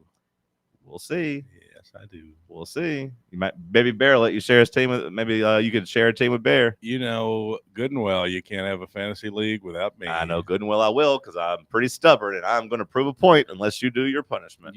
I'm sure you would like to have 2 losses off your schedule. That's not going to hit the same next year when you're not playing. Easy for you when you don't get to play. You kick me out of that league. See what happens. Okay. You go right ahead. Okay. See what happens. All right. I'll go do it right now. You want to go down this road? Let me go ahead and take him out right now while we're talking about it. I don't think you want to go down this road, Buster. Go sign up for the Pick'em FANRUN, all caps, FANRUN 2025.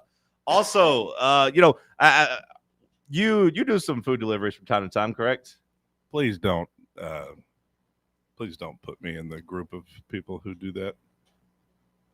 I do Uber rides. We're a class above the food delivery. So you don't do food delivery?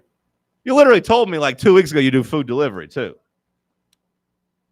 I don't really mess with those. No. I mean, I have. So you lied about that too. I can't keep your lies straight. Do you take everything?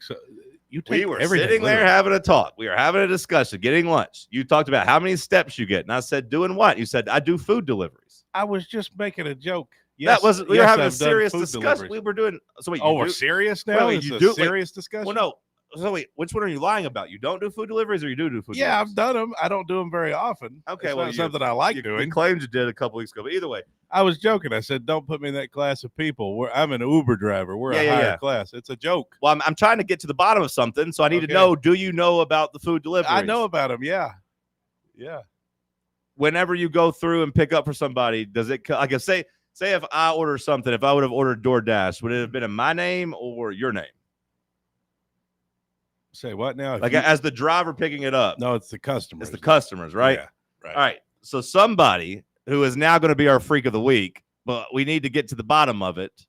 Somebody named Trevor. We need to get to the bottom of who Trevor is. You thought Trevor was the driver? Well, it says Trevor on the. It says Trevor on the receipt. So I'm just asking because somebody has sent us for Jackson's last day 5 chicken biscuits. It's probably Trevor in there. He says it's not him, and I don't think Trevor would do it. No offense to Trevor. I think Trevor's brought us breakfast several times. No, well, I was going to say I think if Trevor would have been out listening to the radio and heard it, I think he would have stopped in and get it. I don't think he would have got it delivered. Well, yeah. So somebody got it delivered. Somebody got us 5 chicken biscuits delivered here, and I'd like they didn't give us a heads up. All it says is Trevor on the receipt, so. That's our freak of the week, but I need to know who it is so that Bubba could get on their shirt in 8 to 18 weeks whenever we get the shirt design. Is there another initial on it for their last name or no? Bag's right in front of you, brother. I don't know. It's grab it. Well, on the back side of your computer. Grab it there and let's see. It says Trevor. I don't know if it has an initial or not. I already ate mine. Other side, Bubba. Receipt on the other side. There you go. See what we can figure out. Somebody sent us 5 biscuits, which was nice because they even got Jackson 2. If you're Trevor and drive a black Nissan, I think the 2 were for me. Black Nissan. Is that what it says? It does say black Nissan. But again, Trevor, the Trevor that works here, it's a little confusing. Trevor that works here said it was dropped off by DoorDash. Trevor that works here also drives a black Nissan, right? Is Trevor? Did Trevor just do this and doesn't want credit for it? I'm pretty sure that's what happened. It's got to be. It says SUV too. That's too many coincidences. How many chicken biscuits are in there? Are there 5 in there, or did he eat one for himself? Looks like there's still 3 in here. And have you eaten yours yet? No. Jackson, have you eaten yours yet? And Cody ate his, so 2's gone. Okay, so there's still 3 in there. What are we gonna do about that one? That's. I asked Trevor if it was him. And he said it wasn't. And I was like, really? And he's probably joking. He's probably just messing with you a bit. What time did he come into the station here? Because this says around 7:52 a.m. And that's when we were talking about it. Trevor's been here before then. Like, he was here before then. He was here at like 7:30. I don't think he left to go get his biscuits and came back. I don't think he did that. He must have. If it was DoorDash, it wouldn't say the type of car on there. Well, that's what I'm asking you for your expertise. Yeah, there would be no reason for the type of car if it was DoorDash. Because if a DoorDash driver picked it up, it would just be, first of all, it would say DoorDash on the receipt. Does it say DoorDash anywhere on the receipt, Bubba? If it's DoorDash, it would have came with a big red piece of tape over the top. That's what I was thinking, do too. Not tamper with. Like, that's not a DoorDash. No, it came from the Chick-fil-A in Hardin Valley. It was Trevor. It was our Trevor. 100%. Wow, what a guy. Freak of the week. He is Freak of the Week. He listens to the show. I know many people are probably like, wait, that's not fair. You can't give a Freak of the Week to look at his card number. You can't give Freak of the Week to your coworker. That's not fair. Well, if you bring us 5 biscuits, you can. Hang on, Bubba. Let me get my yellow pad out here. What's the card number?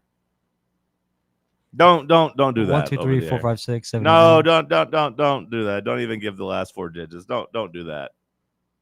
We need to get to the bottom of it. But new Freak of the Week, Trevor. Maybe the Trevor we work with, maybe not. But I'm going to pretend it's the Trevor I work with, unless another Trevor steps up and messages us and says you're welcome for the biscuits. That's too many coincidences. It's 100% our Trevor. What a selfless guy. Not only to bring food for somebody, but then to not even take credit and to say, "Oh no, DoorDash brought it." No, he's a great guy. What a guy. He's a good man. He took offense to what we said about Mississippi. He's a Mississippi State fan. He said, "Hey, be sweet, be careful." Yeah, threw Tennessee under the bus a little bit, but that's okay. Well, you guys were the one talking about the Klan. I didn't bring that up. That's bad. Klan's bad. Yeah. Are we in agreement on that? Yeah, we could all agree on that. Everybody agrees Klan bad. Jackson even. There's a lot of things I agree on. Yep. I'm a big hater of the Klan. Anti-Klan. There we go. We're anti-Klan and we're pro sending your friends biscuits. Yep. What wholesome values we represent. Yeah. If we can just get you to quit lying, we'll be in Klan business. bad, chicken good. Eat more chicken. Sounds like a poorly advertised or a poorly marketed Chick-fil-A billboard. You know, that is good chicken that they put on those biscuits. It's good. It's good chicken. I don't always feel like I get that experience with a Chick-fil-A sandwich. The chicken biscuit chicken is pretty high quality chicken, it seems to me. Yeah, I tend to stay away from the sandwich style from Chick-fil-A after breakfast. Like, yeah, the biscuit and sandwich are kind of similar, but once it hits 10:30, I'm straight strips or nuggets. I think I'm out on buns. Somebody on the chat said 90% of Tennessee YouTube is dorks, and then right underneath it said one of the reasons, and I thought he said one of the reasons is this show. And I thought he was calling us dorks, but then he said one of the reasons he likes this show. So he almost had us in the first half. Like, I thought he was calling us a dork, but he was like, "Hey, no, you guys are cool." Oh, so that's good. I see. Yeah, that was a close one. Yeah, I agree with what you said about 90%. So like we're trying to get going on YouTube, but we're not dorky enough to really pop. I gotta figure out how to be a little bit dorkier on there.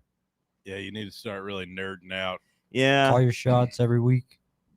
Yeah. What was that? Call your shots every week. Yeah, maybe that's it. Maybe I just got to be more. Whoa. Maybe some Have more. a meltdown over every little thing that is said. Yeah. Brought out by the media. But I do appreciate everyone that watches on YouTube. We are trying to get that going. Go like and subscribe, and again, sign up for the FANRUN Pick'em. Maybe FANRUN some more thumbnails. Like need more thumbnails. That'd be good. I like to think that Peyton's Fivehead, that's his name. I hope it would make me really happy if he just said like he just found us like on YouTube, and like now he likes the show. That would be awesome. I was watching the show last night on YouTube on my TV. Our show? Yeah. Oh, really? Yeah, I turned it on to our show. That's pretty vain of to you. review our performance. Okay. And, what were your takeaways? Well, I was watching myself as I was sitting here on the mic and with my film headphones and my microphone, and it took me back to when I first got into radio. Took me back to another time and place and reminded me, oh, yeah, I love doing this. You know what I mean? Because some days can be a drag, especially when you're in a bad mood. But a lot of times you forget, sometimes you don't appreciate how good it is. You know what I mean? How we've built this over all these years. Oh, yeah. No, I was thinking about that the other day, just in terms of this is what I've always wanted to do. Yeah. you could say like, oh, you didn't really aim for the stars there. Like, you could have shot for something higher. I was like, I just always want to be on the radio and get these takes off. Like, I'm very content. And like, like the presentation, where we're working at now, that's got and a all lot of to that. do with Like, it. like that's night and day difference. Well, that's what I'm saying. Just watching myself on the screen on the mic, I'm like, oh, this is what I signed up for. Yeah, this is like a legitimate operation. Yeah, right. Everything looks good. Like Yeah. the camera stuff, all the graphics and everything. I was like, oh, this is cool. Back when we first started, we didn't have any of that.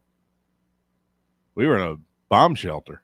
No, we really dropped the ball there. Like I've said for a while now, like I wish we had the owner we have now back then. And I don't even mean that as disrespect to Nate and what he built. I'm not trying to say that, but like we were doing much more of like a grassroots movement back then. It's gonna be funny when we're all dead, like when we all get like the black mold and everything really gets. It takes a few years for that to develop. Oh, yeah, that'd be great. And then everybody here, just, we're all dead. You, me, Russ, Bear. We got lung cancer now. Everybody just dies like in 10 years. But like, I mean, we should be bigger on YouTube than we are, but we didn't try to start doing this until like this year. You know what I mean? Like we were a young company, but we didn't like invest in the right things. Like we didn't really actually take our social media serious, and like we really dropped the ball there for a long time. Like over the last year, we've actually made an effort. So, like I said, I hope that some people have just actually like found us here on YouTube and have started watching. I hope that we're still making new fans, I guess is what I'm saying. I'm hoping every we're still day growing. Every day we're making new fans. That's the hope. Carrington, who works in the back, was just telling me outside. I walked out to get a Red Bull. She was just telling me about her sister, who's was complimentary of us. What? Really? She has a sister that apparently likes the show? I don't think she likes the show. I think something to do with the Adidas thing, and like she knew that we were at the. Okay, so not the same. No, but I mean, still under our umbrella, Do you think brand? Do you think Carrington knows who John Daly is? Ooh, that's a good one. I was having this discussion because she's very much not a sports. She is not a sports person at all. Like it's kind of her but bit. John It's like she doesn't know anything about sports. Is John Daly famous enough that she knows who he is? If I had to put my life on it, I would say no. Yeah. I'm going to go no. I would say yes for Tiger. I would say no for John Daly. Okay. I'm going to go ask her during the break. Because me and Todd were but just having a discussion about it yesterday. Mm-hmm. They got some exciting. Todd was here? We text. Oh. They got some exciting stuff. He said he was coming by. I didn't see him. I mean, yeah. He sent the text asking for sizes for everybody. So I assume like we're gonna get some new loot. He knows mine. Biggest shirt you got. That's what I said. Cody, as big as possible, please. Yep. Twin size bed sheet, please. Find out if Carrington, our embroidery girl at SM Athletics, finds out if she knows who John Daly is. Coming up next.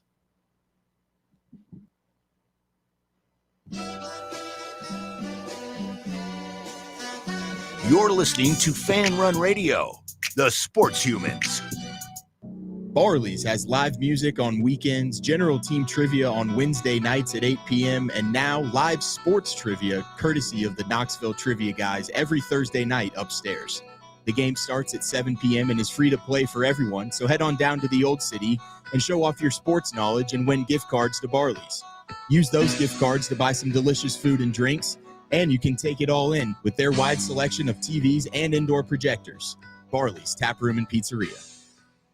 Yeehaw! I've been hooting and hollering ever since I started betting with the VIP Play app. VIP Play has more than 200 leagues, every bet type you can imagine, live betting and live hosts, all with 24/7 support from real live people when you need them.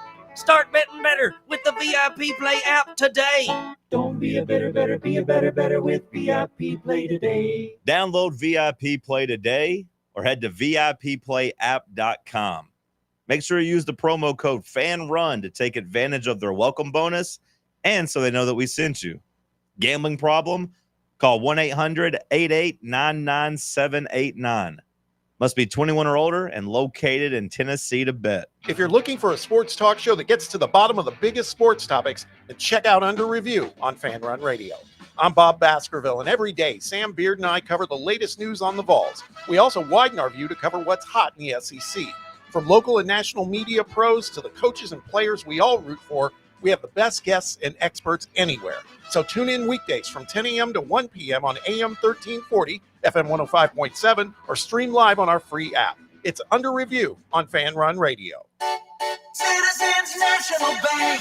Life is more fun with a Good Life checking account, offering extra benefits including bank travel. Join us for a trip to Mackinac Island for a stay at the beautiful Grand Hotel. Travel with us to southern Utah to witness the enormous, colorful, and unusual rock formations. Or join us on one of our many day trips. We're always on the go. Citizens National Bank.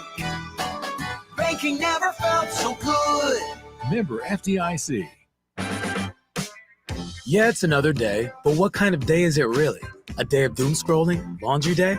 Nah, it's a White Claw day. Light and refreshing tasting, uniquely cold way filtered. There's an iconic flavor for everyone. So grab a pack, grab your friends. Make the most of each day with those who matter most. When you're together with White Claw, every day is a once-in-a-lifetime experience. You just gotta grab it. White Claw. Grab life by the claw. Please drink responsibly. Hard seltzer with flavors. White Claw Seltzer Works, Chicago, Illinois. What are you going to do with your old car? You can try selling it, you could junk it, or you can donate it to Heritage for the Blind. Your car will be towed away for free, and your donation is tax deductible. Just call 1-800-639-8620. Heritage for the Blind accepts cars, vans, trucks, and boats. It doesn't matter if your vehicle runs or not. It'll be towed away for free, and you'll be supporting those that need help. Heritage for the Blind is a nonprofit organization that helps the visually impaired live fuller lives. Call right now to donate your car. And as a special thank you for calling, you'll receive a free 3-day vacation voucher to many exciting locations. Call Heritage for the Blind right now. Call 1-800-639-8620. Donating is easy, and your vehicle is towed away for free. Plus, you'll get a free vacation voucher. Call now, 1-800-639-8620. That's 1-800-639-8620.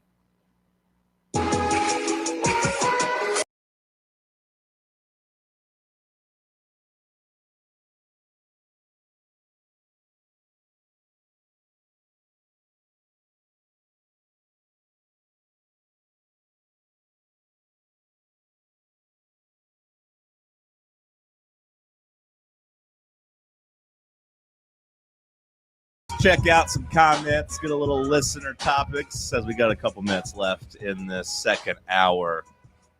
Ryan's asked, Cody, are we the only fan base that would have a total meltdown over apparel providers? Why are we like this? Let's have a dialogue, which, by the way, you can argue, you can debate about whether or not you believe him, but the quotes from Mike Matthews, a player, a highly ranked player, a guy that was just, in the recruiting process not too long ago. He came out in defense of Adidas, said he likes it, said he supports it because they make Tennessee a priority. So there's a player that, maybe you would worry about how they took it. He had a positive spin on it. Now, he didn't necessarily come out and say, like, oh, I love Adidas, it's so cool. He's just like, but no, they're going to say that we're a big deal. Yeah, literally no one has said, I love Adidas, they're so cool. But that's okay. That's okay. I love Adidas. They're so cool. Hell yeah, there's one. Finally got one. I would encourage any of our fans discouraged by the recent deal Bubba. To go and evil Bubba. To go check out the uniforms Texas Tech just released. Their 100-year anniversary uniforms or something. They look pretty cool. You would encourage those who are discouraged. Yes. To go great positivity. Check out those uniforms if you're worried about what Adidas is going to do. And by the way, I believe Tennessee still controls, that's what the reports are. The final say so on what the uniforms look like. We get to pull a Hulk Hogan and say that don't work for me, brother. Bring the numbers back. I love the big numbers. I wish the big numbers would come back. At least like a throwback. If we're gonna do a throwback, it's like do a throwback big number game. I love those old videos with all the old big numbers. I think they look cool. I wish we never would have went away from them. I need the black outlines on our away jerseys. Oh, yeah. Give me that splash on my chest. Huh? The black outlines. I love the black outlines. Hey, yo. Huh? But are we the only fan base that would melt down on it? Sometimes I think we are, but then other times like, no, there's other fan No. bases all over that complain about everything too. They get freaked out about stuff too. We're not the only fan base that gets rolled up over the smallest stuff. Now we do get rolled up over the smallest stuff, but I take it as a positive sign. People just care. People care a lot. I don't know if it's I don't know if I look at it as a positive thing. I think it's better to get people to try to care less than get them to try to care when they don't care at all. Huh? Like, I would rather have somebody that cares too much versus cares too little. Oh. Like, as a fan base, like, I'd like to be the people that's just like, hey, calm down, guys, versus why does nobody care about this? Why does nobody want to buy tickets to games?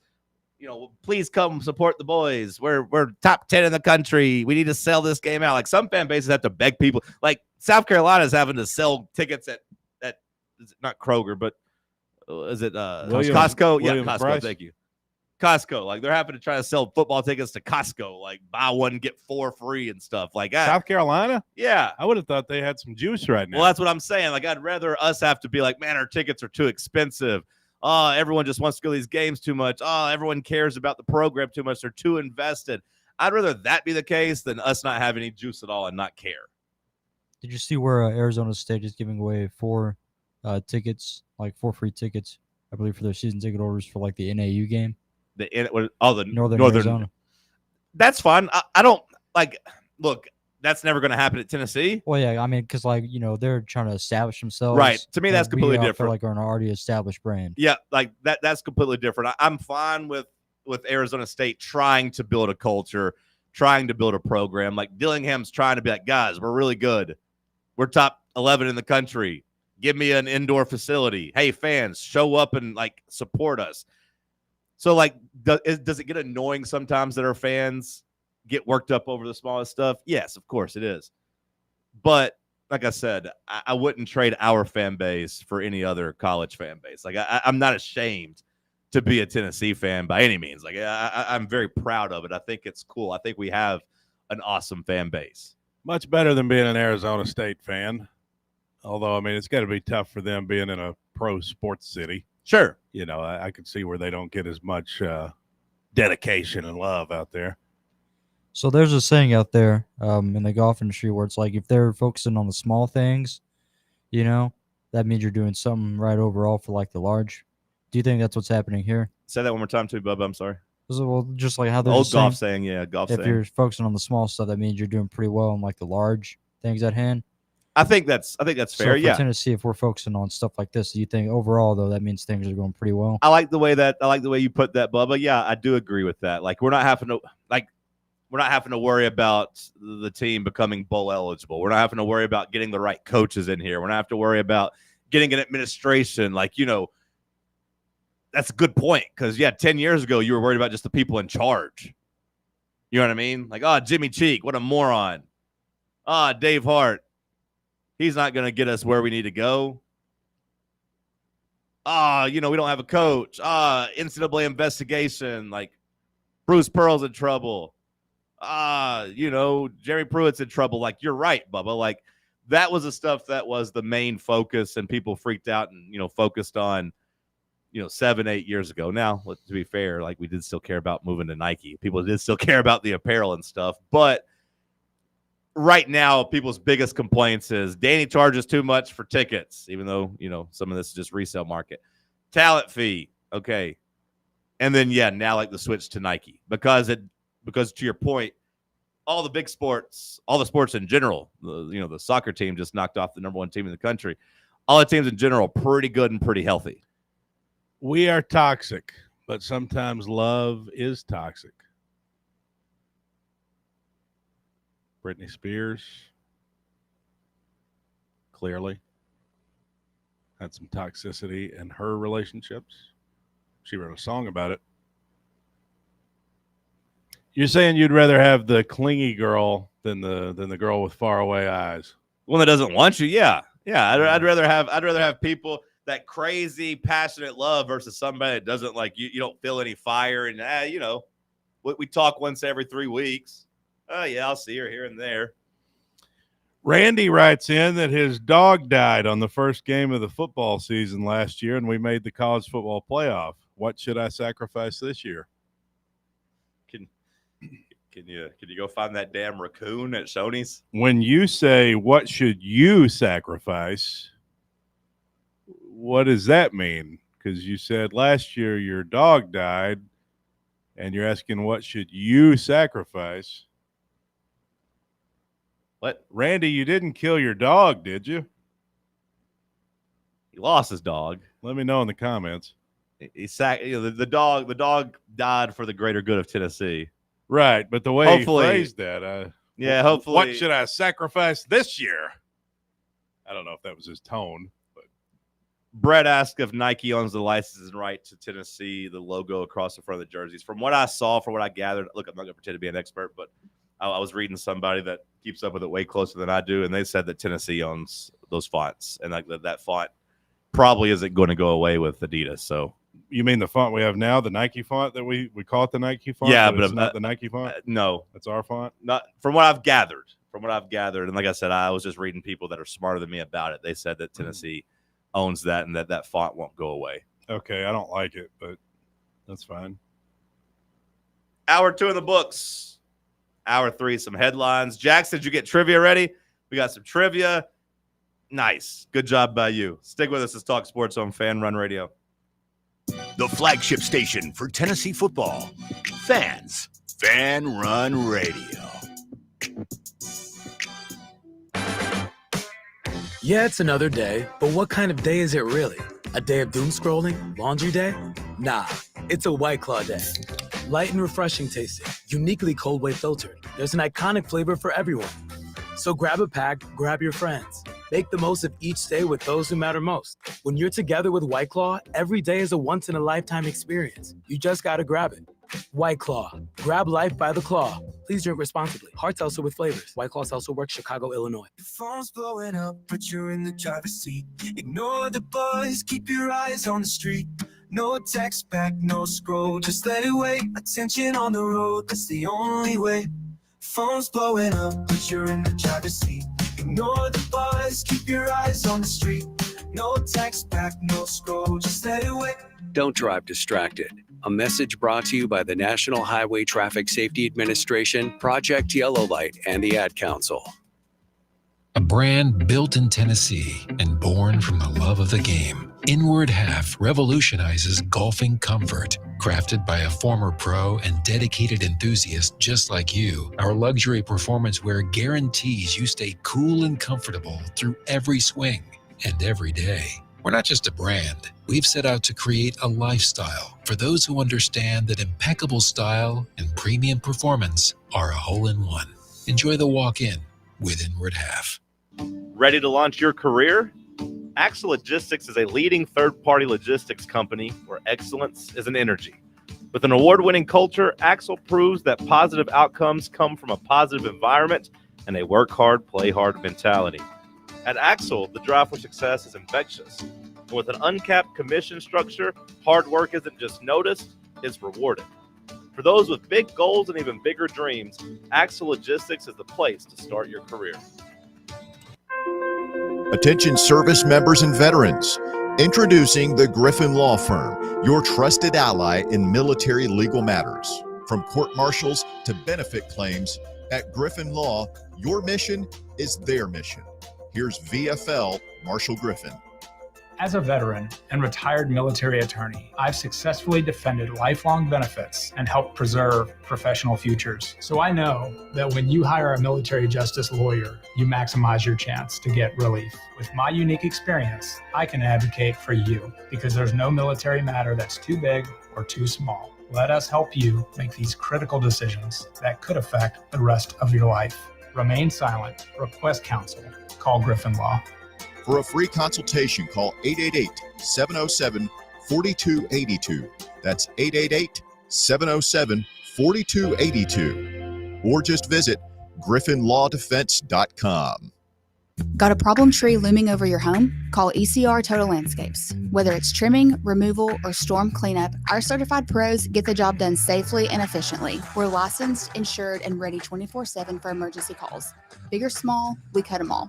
ECR Total Landscapes.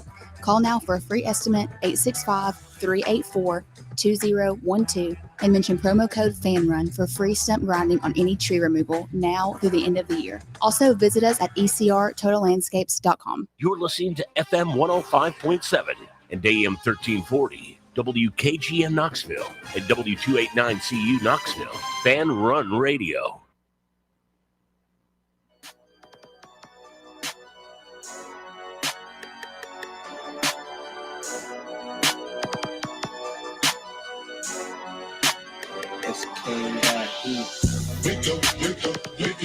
Talk Sports. Talk Sports. Talk Sports. Talk Sports. Talk Sports from 7 to 10, ay. Overrated, underrated on Wednesday. Fan Run Radio, Talk Sports said, not in my house, I ain't talking to Kim, babe. Johnny Cody out here asking where the ops at. Tennessee Volunteers here for combat. It's the Cherokee Ghost, John Reed and Cody doing everything we can to bring Rocky Top back. Talk Sports from 7 to 10. Never leave a witness, never leave loose ends. Nico ain't nothing but a nuisance. 2026, we making new friends. Talk Sports. Talk Sports. Talk Sports. Hour number 3 kicking off here in the White Claw Hard Seltzer Studios. All right, updates. Carrington says she's heard the name John Daly, but had no clue who he was. Also knew who Tiger Woods was. Said she knows him more about him cheating on his wife, though, than golf. Whoa. Tiger? That's what she said. Cheated on his wife? Yeah, it was a whole thing. What are you going to tell me next? Kobe Bryant. Trevor, that works here, looked me in the eye and said he swore to God that he did not get us these biscuits. Okay, we've got an official biscuit gate because we were tagged on X by someone named Jay who says thank you, or he says you're welcome for the biscuits. Well, that's why I'm asking, like, if he, like, that's why I was asking you about, do they put it in the name of the DoorDash? Like, did you order through there? Will it be like, hey, Jay's picking it up, so we'll put it in Jay's name? Like, that's why I was asking you about delivery. Yeah, I don't know, man. Biscuit Gate 2025. Well, Jay, at least you're the only person stepping up and taking credit until someone else takes credit. Jay, you're leading the way for Freak of the Week, and Bubba will get you a shirt sometime between 5 and 24 weeks from now, whenever we get them out and distributed. And keep track, everybody, if you're a Freak of the Week, because we will, Chase 1-1, Dorian 1-1. It just seemed too convenient that Trevor, black SUV, like Nissan and everything, like it made so much sense that it was Trevor. Too many coincidences. I told you I didn't think it was, but you beat me down with the coincidence talk. I thought it was too many I just didn't see him getting in his car, driving back to Chick-fil-A, and then coming back with biscuits. I just didn't see him doing that. I hear you. And also just didn't see him getting them delivered. But he could be lying, but again, he looked me in the eye and he swore to the man upstairs, and also pointed out that he is a huge Mississippi State fan, and it'd be a cold day in hell before he bought an Ole Miss boy biscuits on his last day. Like, he said, you think I'm going to buy that Rebel in there? That pretty boy? I'm a Vol. I do not associate with the University of Mississippi at all, except when I tell stories. Well, he said he wouldn't get you a biscuit ever. Well, he said if you were on fire, he wouldn't, you know what? That's all right. I'll stop, drop, and roll. Hour 3 headlines. Cody McClure, the Big Mac truck, barreling down the headline highway. What you got? Thank you, John. The NFL is warning all current racists that they've got 3 weeks until it ends, says Outkick here. The end zone stuff. Have you seen this news? The end. You remember the end racism end zones in the NFL? In racism? Yes. Yeah, I mean, it's been there for a couple of years, no? Yes. End racism, stop hate, choose love, inspire change. All 32 teams will feature an end zone message again this year of their choice at each home game throughout the season. Those are the 4 options. So all 32 teams will have to have an end zone message, and those are your options. You can either choose end racism, stop hate, choose love, or inspire change. Which one do you hope your team does? I know you don't really have a team, but what would you want your team to pick?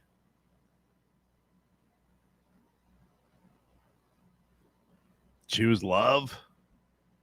Okay, so you want racism to keep going, I guess, huh? Can we get a end domestic abuse thing in the end zone? Because I feel like that would help out the NFL specifically. I mean, you should get on the phone to the people in Kansas City. You got a team full of people that have, questionable past over there.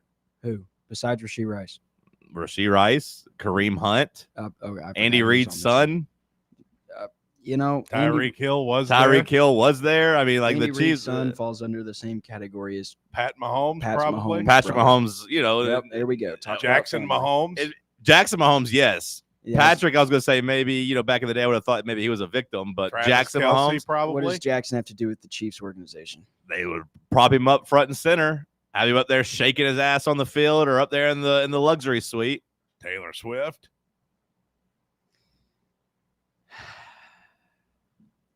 How about you take care of home before you go out abroad trying to fix things, Jackson? Because when I think of franchises that do a domestic assault, it's the Kansas City Chiefs. Don't even get me started on cultural appropriation. I was just saying in general, because I feel like in the NFL specifically, the biggest issue we face is domestic abuse compared to other things. I don't see a whole lot of racism in the NFL. Now I'm laughing thinking about a guy on Sunday. His parlay is about to miss. He's had a couple drinks.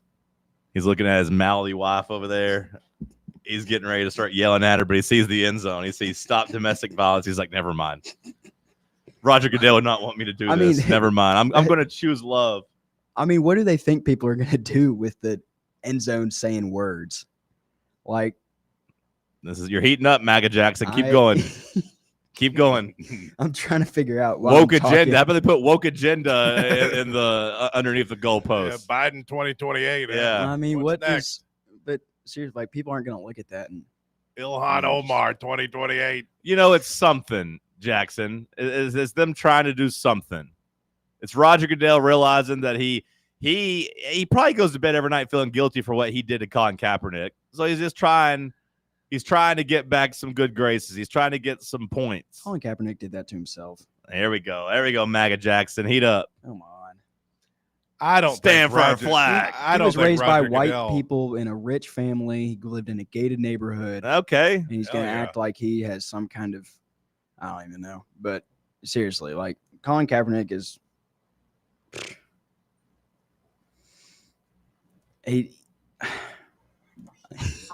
Keep going. I don't know. Don't stop now. He portrays the victim, but I mean, he has not been a victim for much of his life. So, I mean, he grew up in a rich white family. I don't think Roger Goodell gives a damn about ending racism. I disagree. I think Roger Goodell could care less. No. Couldn't care less. I always say it right. You picked the one time I didn't say it right. I think Roger Goodell actually probably does feel guilty about what happened. I do think he's tried to change his image for sure. You think that those end zone messages mean something to Roger Goodell? I think it's him saying at least we're doing something. I do think that. I mean, I think it's him making sure not to alienate part of his. It's not. Basically, no, you don't want to go all right. It's not. He's like, we got these people on the left. They like football. Too. People are going to watch football regardless, man. Like if anything is going to make the MAGA Jacksons and Clay Travises of the world mad, like it's not like the liberals are going to watch football and be like, well, they don't have the in racism hate in the end zone. I'm not going to watch now. No, I do think. I mean, I agree with Jackson here. I do think it's pretty silly. Just let's just put 2 words in the end zone and call it a day. Oh, but it's actually 4 because they're on both end zones. I know you say it's just them doing something, but are they really doing something? I mean, I guess it takes some effort to to put 2 words in the end zone. They But could donate some of that $1 billion revenue they make every year. I think actually making some. I think change. they have been. I think that's good. I think they have been trying to. I do think Roger Goodell. I do think the black eye that he received from the Kaepernick stuff. I do think you saw a shift in his mentality kind of after that. I don't think Roger Goodell's really been front and center since then. Roger Goodell, like the whole judge and jury and executioner, like I feel like that's gone by the wayside. Like Goodell does he even get booed at the draft anymore? Yes, but like I don't feel like it's as feverishly. Maybe he still does. I don't know. Maybe I don't watch the draft, but like I'll watch the draft, but not like locked in at the beginning to end. I kind of just like check here and there and check who's getting drafted, check whatever. I don't know. I feel like Roger Goodell has done a pretty good image rehabilitation. No, we don't think so. No. Okay. Well, you'll be happy to know that It Takes All of Us will still be stenciled in the opposite end zone for all games. So they're sticking with that one for every other end zone. You get to choose what it says on one end zone, but the other one will say It Takes All of Us. So you don't think that like being with his rich, wealthy white family and being the black guy with them that he like ever got like weird looks or like got treated differently because of that, Jackson? That's not what I'm saying. He just portrays like he's been kind of what you said. Like it's very much like a Bryce, I would Bryce Young. I would kinda say he probably situation. felt pretty uncomfortable a lot of times, like in certain Bryce settings with Young. them. Bryce Young loved to say how like he came from nothing, but he played at Modern Day and all this stuff. Like it's just very much a similar situation, in my opinion. Bryce Young said, I'm unaware of him saying he came from nothing. I don't know. I know he There said was some. There was some saying he was clip like where- Uber driving when he was at Alabama or whatever. There was but- some clip where he was like talking about the Relatable. adversity he came through or all this stuff, but you can go back and look. Lamar Jackson, that's a real adversity story. Is it? Yeah. I'd say Lamar Jackson came from nothing. Yeah. he Kaepernick posts on rolling his around. He his goes. Escalade He goes back to where he's from, a bunch and posts on social media. or whatever he happens to But drive. I mean, I've watched several hour-plus long YouTube videos on why Colin Kaepernick is not actually like he did it to himself and he just kept digging himself a bigger hole and kept playing the victim fitting card. your narrative with that YouTube algorithm. Yeah, a little confirmation bias there. No, I mean, I pride myself in being able to learn about both sides of the story, but I mean, clearly, like he plays the victim card and acts like he's been, Look up loose change on YouTube.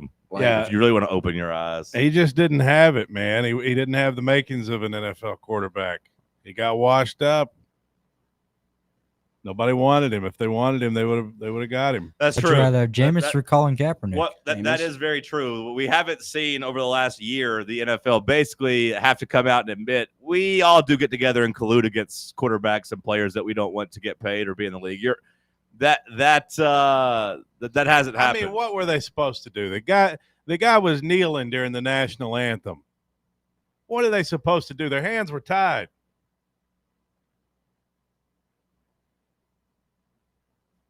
Stand up and be proud.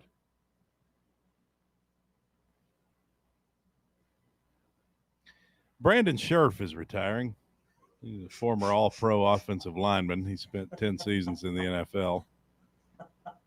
I remember playing against him, not personally, of course, but in that ball game against Iowa. Yeah. Boy, a long time boy, ago. that He had a makes whole you feel old. He had doesn't a it? whole damn NFL career between then. Well, time flies when you're playing in the NFL. Here's one for you. Oklahoma fans can now pay an absurd price tag to do this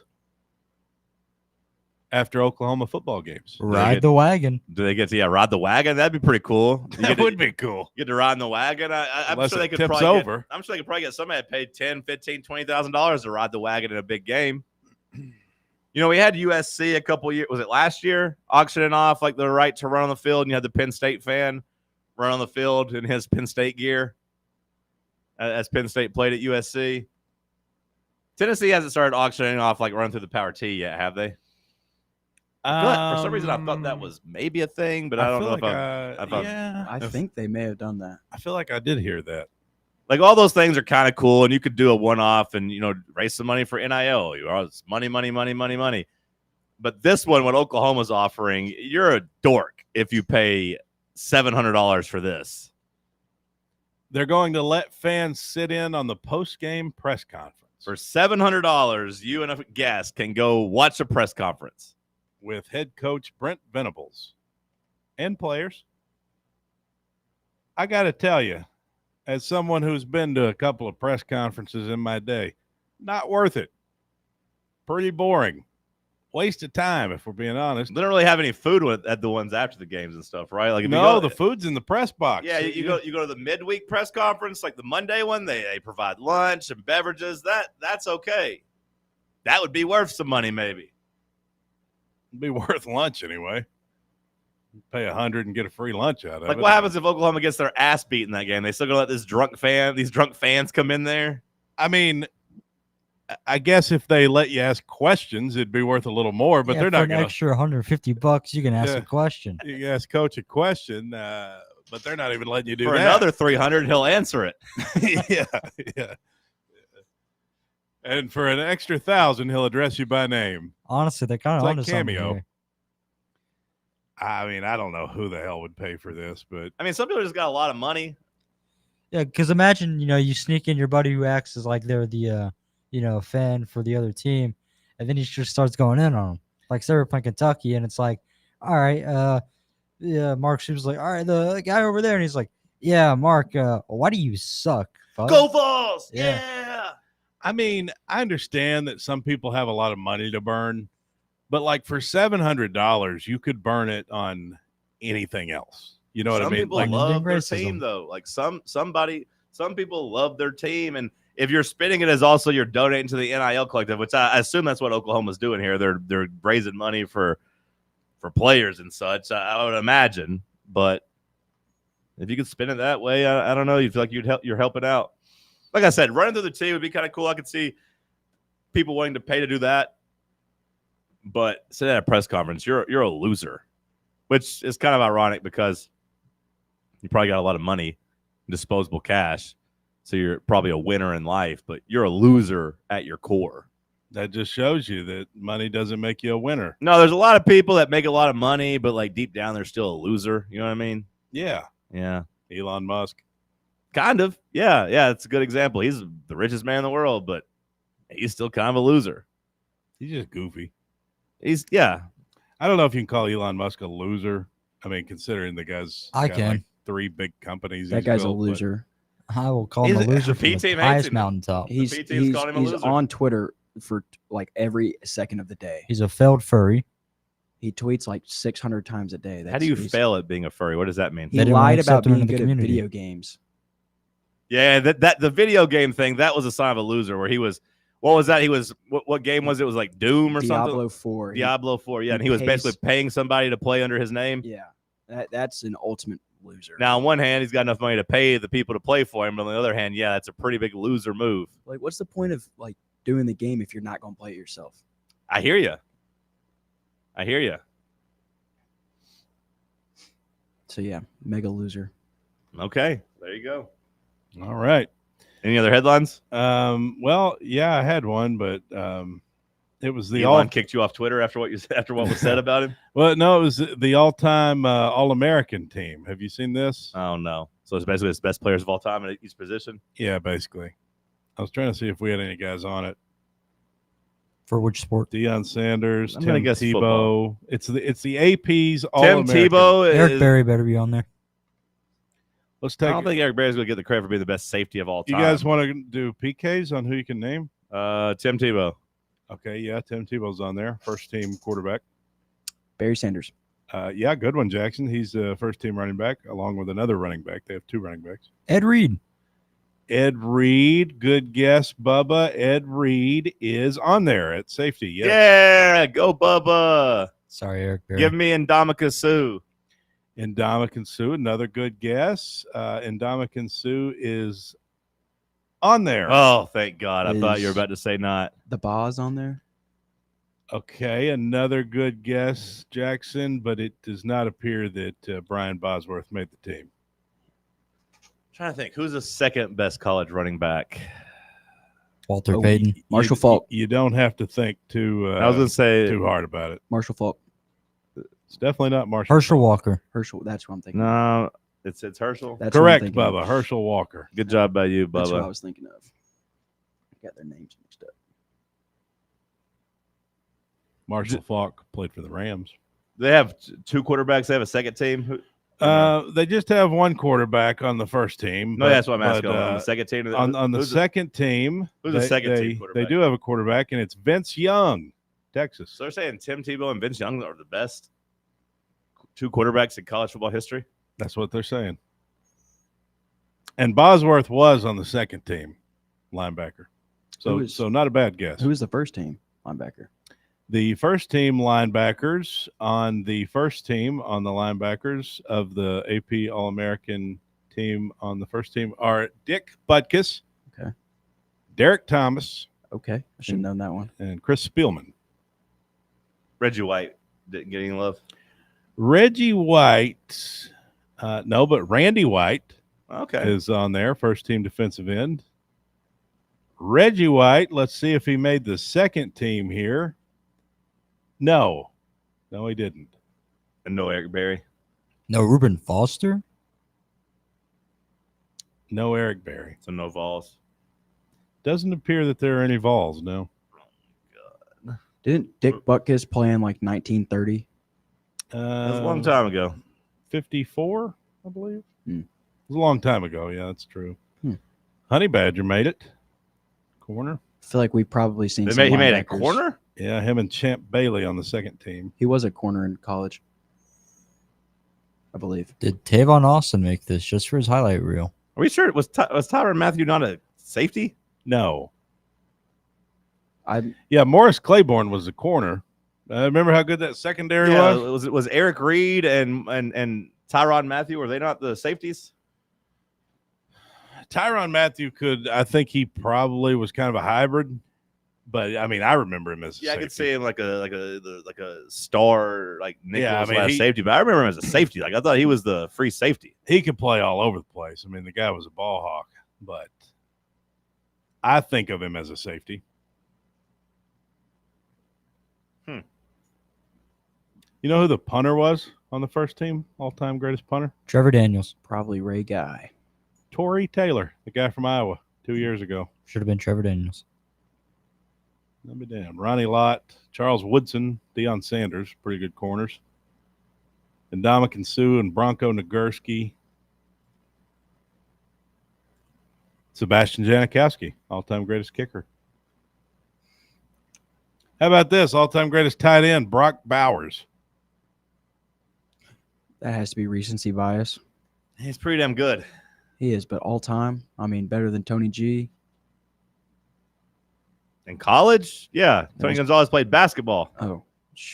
Can you name the two wide receivers on the first team? So is it all? So like Julio. For this, they're just doing one season. Basically, you can make it just for one season, right? Like at your peak.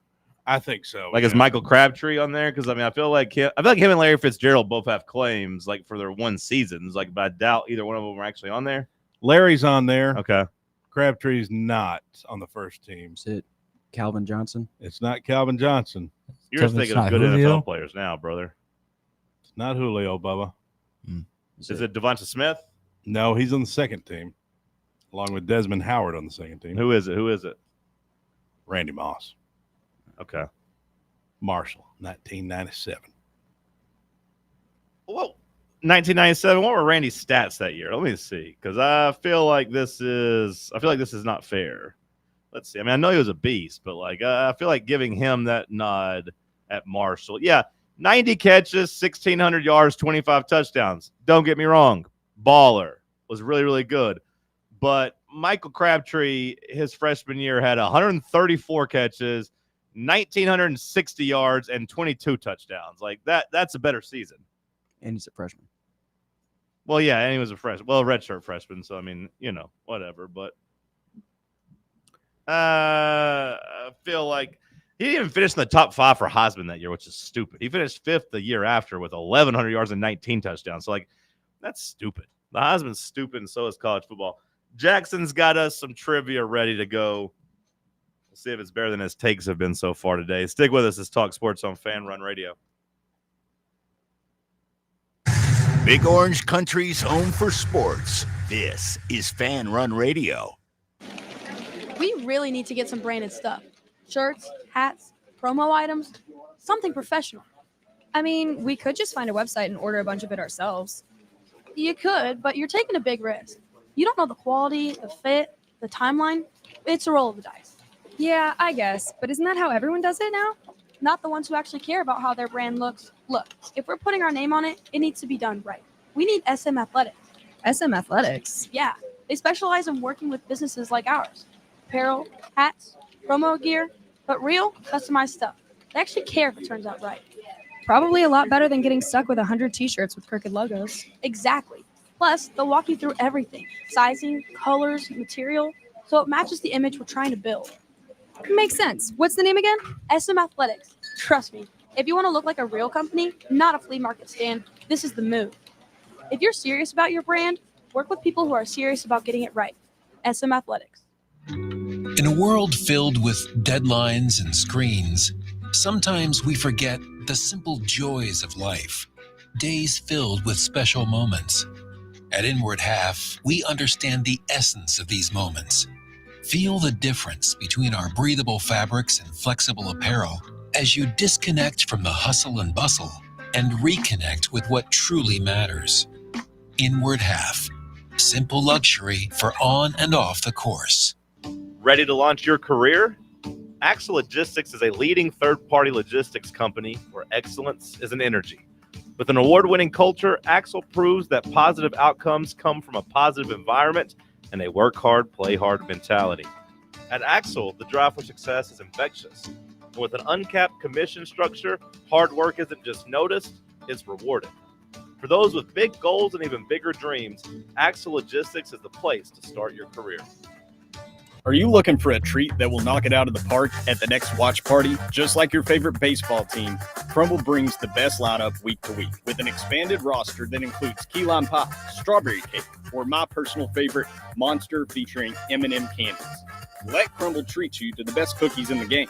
Download the Crumble app and start earning rewards. You can even vote monthly on what flavors you would like to see at any store of your choice. Warmer weather is here, so get to the ballpark, but don't miss the cookies. Hey there, everybody.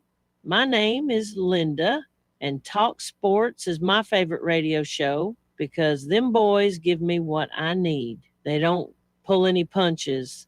They tell it like it is, and they're so funny. John's voice is sexy, and Cody reminds me so much of my late brother Donnie. It just warms my heart. Listen from 7 to 10 every weekday here on FANRUN Radio.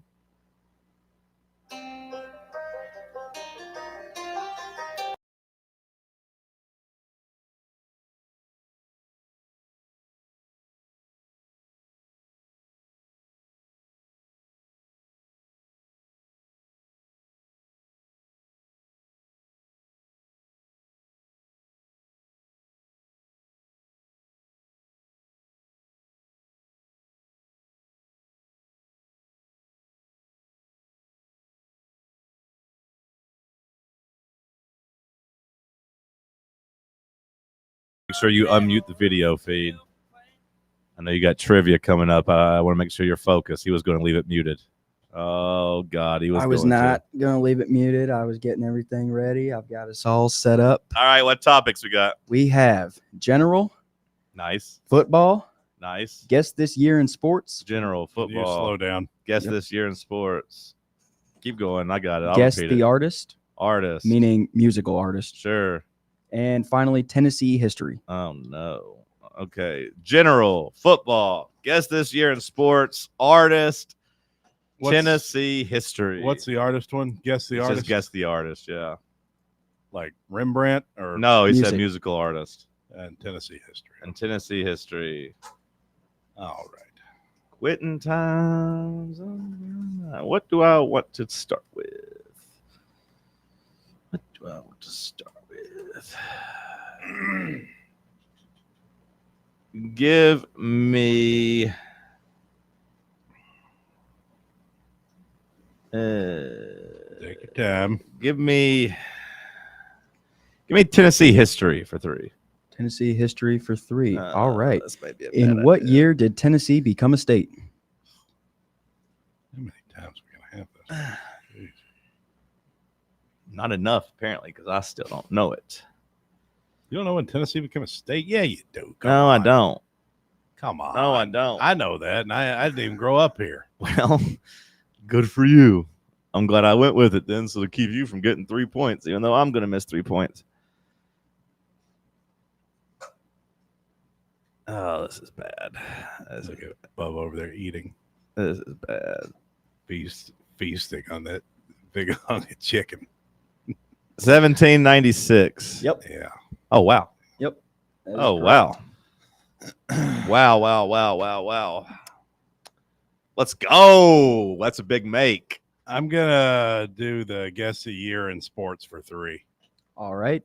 The Miracle on Ice, U.S. hockey beats the Soviet Union, happened this year. 1980. There we go. 3-3. All right. Give me football for 3. Football for 3. What year was the first Super Bowl held? A lot of year questions so far.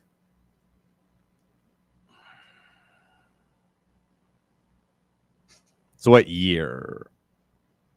God, I hope they still did it in January. I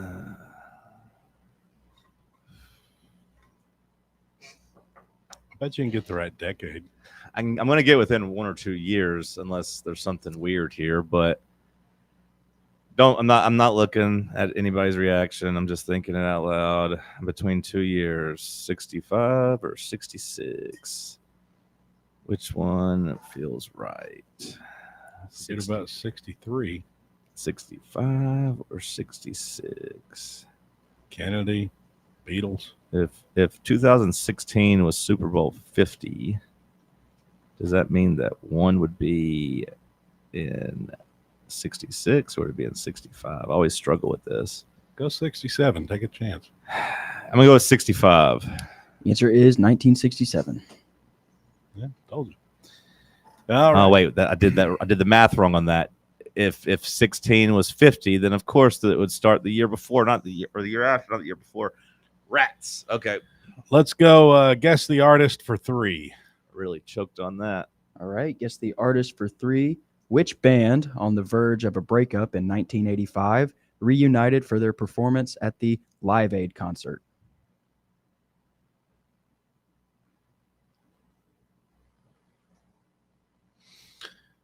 If I knew that 50 was 16, why would I have guessed that? Oh my God, I did the math wrong. The Stones were on the verge of a breakup in the 80s. They never actually broke up. I know they were at Live Aid, but I don't think Jagger was there. I think that was just Keith and Ronnie. I'd know that if it was the Stones, if that was a normal trivia question. I'm going to say Queen. Yep. Okay. So it is 6-3, Cody. Yeah. I keep our own score, Jackson. We don't need to do that. I'm right. more so just still mad about my damn math I choked on. Give me General for 3. General for 3. Who wrote the play Romeo and Juliet? Oh, my God. William Shakespeare. Are we serious? That is correct. Okay. Congrats on that 1 pointer there, bud. Let's go with guess the year in sports for 4. Okay. Jackie Robinson breaks the MLB color barrier this year. Oh, when did Jackie And Robinson racism. break the color barrier? It was in the 40s. He was number 42. Oh boy, that's tough to nail that down to a year. Normally on these you get like 3 things. Not to nitpick. Boy, I probably shouldn't have done this category. That's a mistake. It's a good thing you did because I'd have got 4 points here. Really? Yeah. So it's at least good strategy. You know it. Yeah. You know it by heart. The year that Jackie broke the color barrier. No, I mean I wouldn't say I know it by I've heart. got a year in my mind. I know the answer, but I hoping, don't know it by heart. I'm hoping this is just one of those deep things that I've heard a number of times and it's kind of suppressed, but I still know it deep down, but I'll probably get it wrong, but I'm going to say it. 1948. Woo, thank God. 47. You were close. Damn It's it. 47. Damn it. All right. That's a good strategy though. You know, you still because I already got that 4-pointer. Give me football for 2. Football for 2. Who holds the record for most rushing yards in NFL history? Emmitt Smith. There you go. Football for 4. Football for Big 4. Daddy trying to big boy me. Okay. Which team was the first team to repeat as Super Bowl champions?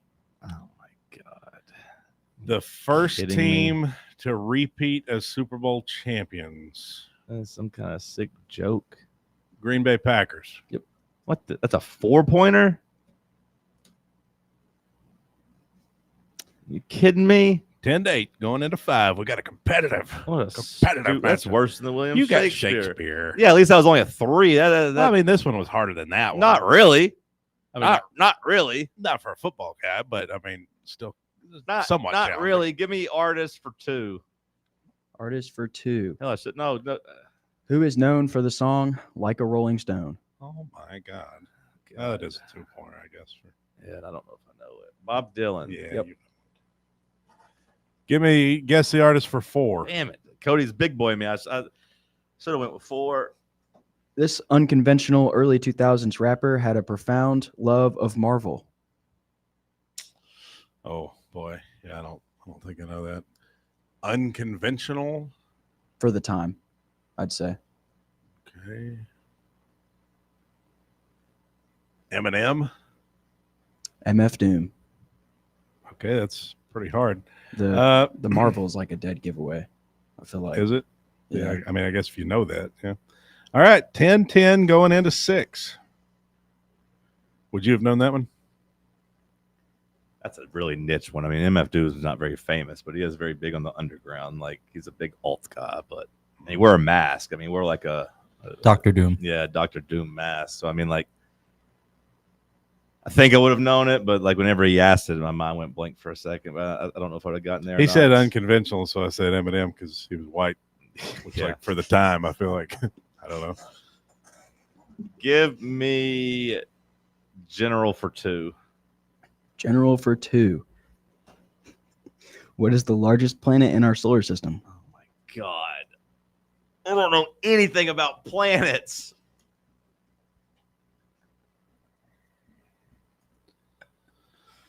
I don't know anything about planets.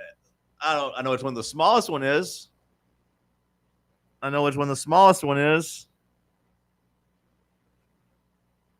Oh God.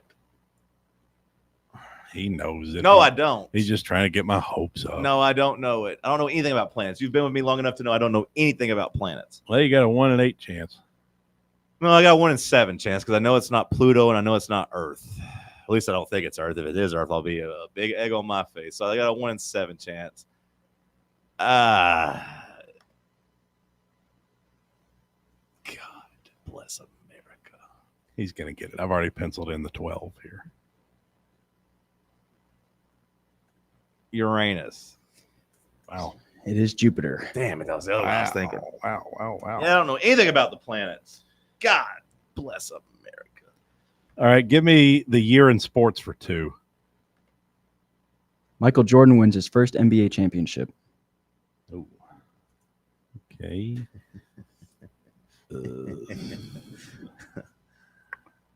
Oh, buddy. You are the resident MJ fan. 96, 97, 98. 95, 94.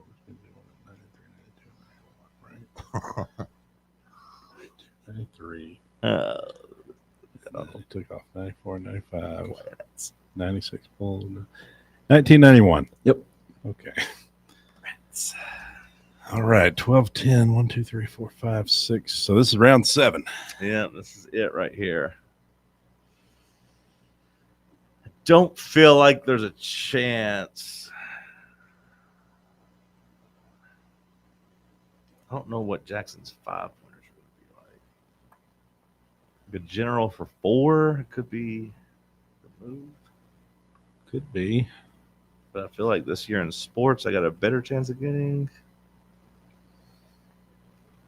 Oh, you're up 12-10. You got 1 question left. There is a Tennessee history for 2 if I go with the 4.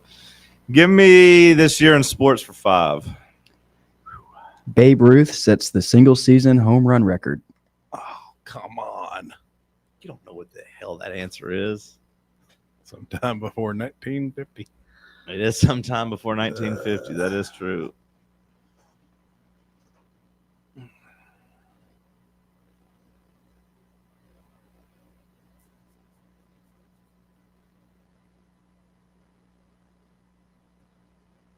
$1919. The answer is 1927. Oh man. The Yankees. Well, yeah, 27 Yankees. Yeah, no, that's the number that pops in my head. But I was like, that's about the team. I was like, he might not even be still in this anywhere near his prime. Rats. Oh, congratulations. Good job by you. All right. Bad job by me on the Super Bowl math. That was the difference. I knew that Peyton won 50 in 2016. I did my math wrong. Either way, a good competitive round. Yeah, good job.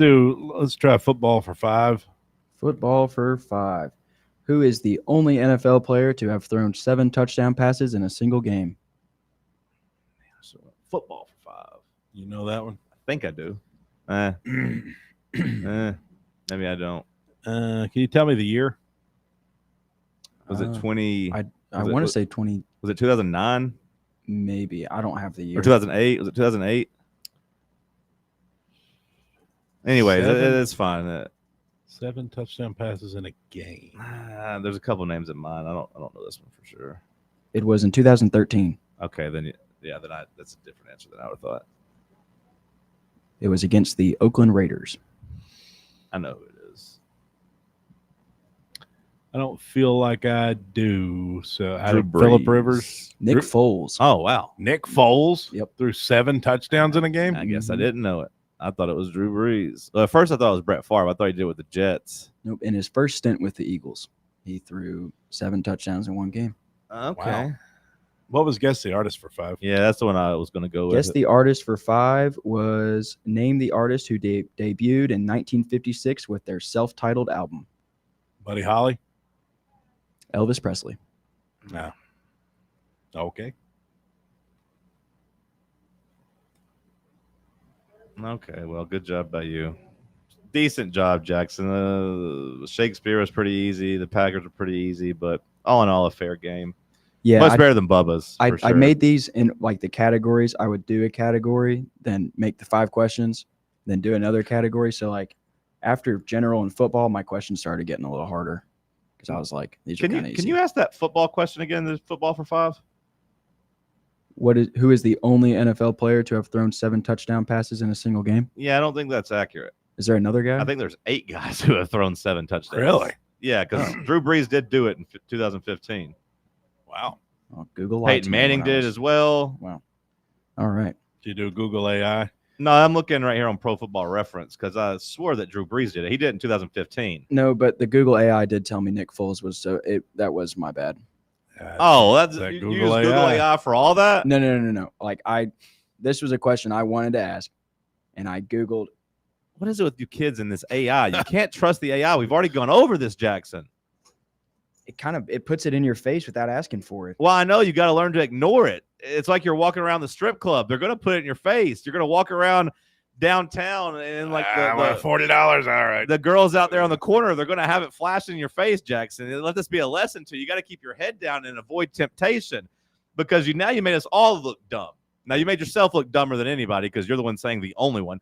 I would have been so mad if I got that question and I said Drew Brees and you told me I was wrong. I would have been so mad. And Peyton did it in his first, or not his first game that year, but I guess it was his second game that season, or first game of that second season, I believe is what it was, against the Ravens. He threw for 7 touchdowns when they absolutely annihilated the Ravens. Now, to be fair, that's the only people who have done it since like 1969. Peyton, Foles, and Brees, but there's been 3. Shame on you, Jackson. I take back what I said about your trivia.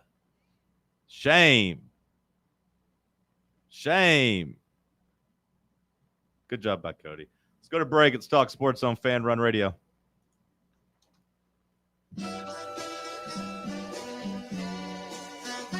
You're listening to Fan Run Radio, the sports humans. Rickard Ridge Barbecue, located in beautiful Cove Lake State Park. Rickard Ridge is home of the best ribs in the Volunteer State. Smoked daily by Pitmaster Mark Rickard. The barbecue at Rickard Ridge is mouth-watering, fall-off-the-bone delicious. Take the scenic drive up I-75 to exit 134. For directions and to look at the rest of the menu, visit Rickard Ridge online at rickardridgebbq.com. Airlines have just reduced their prices even more. Book 30 days in advance and save big. Want the absolute lowest prices on your airline tickets? Then call the Low Cost Airlines Travel Hotline right now for prices so low we can't publish them anywhere. The only way to access our low rates and save up to 70% is to call. Save hundreds on your vacation tickets by calling right now. You can fly anywhere in the world and pay discount prices on your airline tickets. Book a flight today to London, Paris, Madrid, or anywhere else you want to go and pay a lot less guaranteed. Call the International Travel Department right now at Low Cost Airlines. 800-631-1754. 800-631-1754. 800-631-1754. That's 800-631-1754. Blackford Veterinary Surgery Referral specializes in surgeries not regularly performed by your pet's general veterinarian. They're currently accepting referrals from vets all across the country. With their newly renovated state-of-the-art surgery center and highly trained staff, clients can rely on professional and thorough care. If your vet says that your pet needs surgery or rehab, ask for a referral to Blackford Vet and let them get your best friend back on its feet. Located conveniently in West Knoxville. For more information, visit blackfordvetsurgery.com. Yeehaw! I've been hooting and hollering ever since I started betting with the VIP Play app. VIP Play has more than 200 leagues, every bet type you can imagine, live betting and live hosts, all with 24/7 support from real live people when you need them. Start betting better with the VIP Play app today. Don't be a better, be a better with VIP Play today. Download VIP Play today or head to VIPPlayApp.com. Make sure you use the promo code FANRUN to take advantage of their welcome bonus and so they know that we sent you. Gambling problem? Call 1-800-88-99789. Must be 21 or older and located in Tennessee to bet. The Drive with Russell Smith. Weekday afternoons from 3 to 6. Join us weekday afternoons here on FanRun Radio. We'll be discussing all the latest Tennessee football, basketball, and baseball news with expert analysis from special guests along with your phone calls. It's The Drive, weekday afternoons from 3 to 6, right here on FanRun Radio. Flagship station for Tennessee fans. This is FanRun Radio, Knoxville.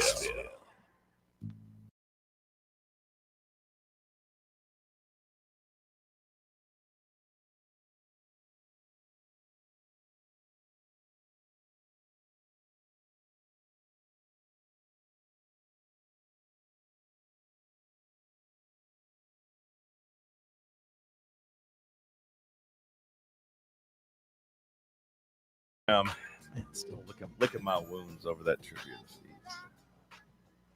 Still licking my wounds. If you ever do need to kind of remember Super Bowl numbers the way I do remember it, even though it worked for me, but I just did the math wrong. Peyton won Super Bowl 50 in 2016. You can kind of work your way back from that. So that was in 2016? Yeah.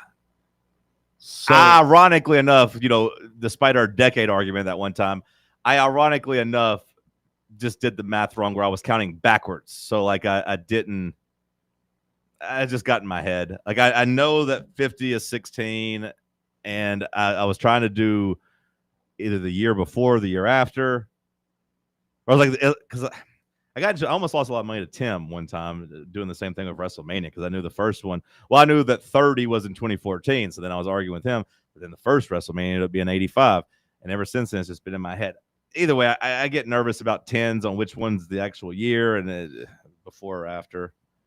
I don't know. It's dumb. I know it doesn't make sense. It's very obvious if you know that 50 is 2016, which is accurate. I should be able to I should have been able to get 67, but I choked. I think if I knew it was 2016, I would have said 1966, which would be even dumber. Well, that was my problem. Is that's Yeah. what was messing with me, and then I panicked. Yeah. Because like I was thinking 66 or 60, and then I said 65, like an idiot. Yeah. Well, Well, if you do ever need to know, which by the way, Green Bay went back to back the first 2 years. So great trivia question, Jackson. The first team to repeat, the team that won the first 2 championships. That was a good question. What do we miss today, Bubba? Well, John, we've missed a couple things. In Little League World Series, a kid Oh, threw my. 82 miles per hour, equating to 107. Oh, I don't know the accuracy of that. Does it equate to 107? We've got MLB Players Weekend where they get to use custom bats. And that means also that the Mariners and the Mets will play in Williamsport for those kids. NASCAR's at Richmond, F1 Belgian Grand Prix. Oh, wait, go back Cincinnati to the bat Open thing. continues. Go back to the bat thing. They're doing what? The NFL Players Weekend is just like basically like my cause, my cleats, for NFL. Oh, I thought you said bats. Well, I mean, they get to use custom like painted bats. I have a couple things. Oh, MLB. Too. Okay. MLB, yes. Okay. I have a couple things too, not to step on Bubba's. Can they use segment, aluminum? But No, it's just a paint. They could paint their bats. when Bubba's done, if I could have like 60 seconds, I have a couple things. BMW Championships continue. UFC 19, Hamzat Chimaev versus Dracus Who Duplessis. you got? That was my boy. Dracus Duplessis. Big underdog, plus he's a champion. I'm going to ride that train till You the think it's wheels going to fall beat my off. boy Chimaev? Yeah, I know his cardio and all that, but the video I saw by Roman Bravo Young, also wrestler from Penn State, cardio looked bad yesterday. So Hamzat down in the dumps. Oh, Jackson better not have anything up on that computer. I have told him. Michigan 10 has their times. hearing today at 1 p.m. Kansas State has the number 2 stadium in the world, according to Yelp reviews and one guy who had all the quotes in one. That was pretty funny. They used an ad campaign reviewing their stadium, and it was literally one guy. They'd broken up his longer view into 4 different graphics, like best place, great atmosphere at night, amazing environment. We've got also in the Big 12 Amazing. the 15-yard penalty for throwing stuff on the field. And the Texas Tech AD says, hey, you can't mess with tradition as we continue to throw towards Yeah. I want to get back to Chimaev. So you think my boy's going down? Yes. What's the reason? What's the rationale? Because I don't think his cardio is that great. I know they're saying he's training with TJ Dillashaw. Also, he's a cheater, getting EPO blood. Transfusions going on here. Come on, get away from that. So you just don't like him? Yeah, because he's really good. Well, I think he's the most dangerous man who's not yet a champion. Well, I think this is his moment. I think this is his crowning moment. Like he's kind of a what if. I mean, that sickness he got that almost killed him. I mean, he was headed to being a champion 3 years ago. And still hasn't been beaten. He barely gets touched, right? I mean, like you talk about the. I mean, he went to decision with Gilbert Burns. He did. But that would make me think that he has more gas in the tank than you're acting in terms of conditioning. Was that a 3-round fight? Yeah, this is his first ever championship 25-minute fight. Yeah, 25. So you're worried about the championship rounds. I gotcha. I could be wrong that first ever 25-minute fight, but no, I mean I was listening to Ariel. Yes, yeah, I think it. I thought the Gilbert. I felt like he's been in a main event before. Well, I was going to say, I know I thought the one against Gilbert Burns was 25 minutes because I thought that was because I know they don't just do the championship rounds for only championship fights. I know they do them for main events. Yeah. I thought that one was 25 minutes, but rerun. I'm going to retract that statement. Yeah. All right, Cody, 60 seconds. All right. Number 1, it is with heavy hearts. WBIR reports Ken Schwall has died, a man who brought East Tennesseans much joy during 36 years on the air. Straight from the heart, Ken Schwall. Him versus Burns was only 3 rounds, Bubba. Straight from the heart, Ken Schwall. Yeah, can you show me a picture of him? Channel 10. He was the guy that did. Man, I used to hate Straight from the Heart when I was a kid. Okay, that picture doesn't do it. Well, I know it's just died. this is one of those things when I was like 12 years old, 10 years old, I'd come on my grandma's house, I'd be like 9 or 10. Yeah, relevant to the local community. Yeah, no, I don't mean to say that I hated it on the day he died. My bad. R.I.P. to him. Legend. Also, alcohol consumption in the U.S. has dropped to 54%, which is the lowest in America since 1939, the Great Depression. Jackson's cheering. Jackson, not much of a Straight drinker. edge. I want to give a shout out to the boys, Jack and Luca, who both texted in this morning. Both running around on football fields. I was thinking about both those boys last night. I was going to text them, like, man, you guys don't talk in the chat anymore. Yeah, you don't like us no more than they both text us today. What are the odds? And finally, they were thinking about us too. And finally, a man with the world's largest penis has informed a news outlet he was horrifically embarrassed that his enormous penis caused him to trip in the shower. At 14 and a half inches long. That's too big. Thank you, Cody, for bringing back those headlines.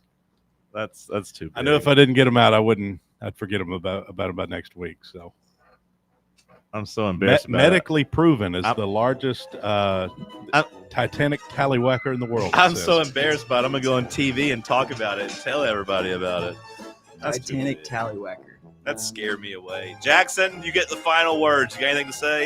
You got about 30 seconds. Yeah, it's been awesome getting to do this. Thank you for the experience, and go Vols. You'll still be around on the station. I will. Just you're no longer a freak. Say goodbye to him, freaks. Thank you for whoever sent us biscuits. We still don't really know for sure, but if it was you, Jay, shout out to Jay. You're a freak of the week. But we'll get you a shirt sometime between the next 4 weeks and 36. Under review up next.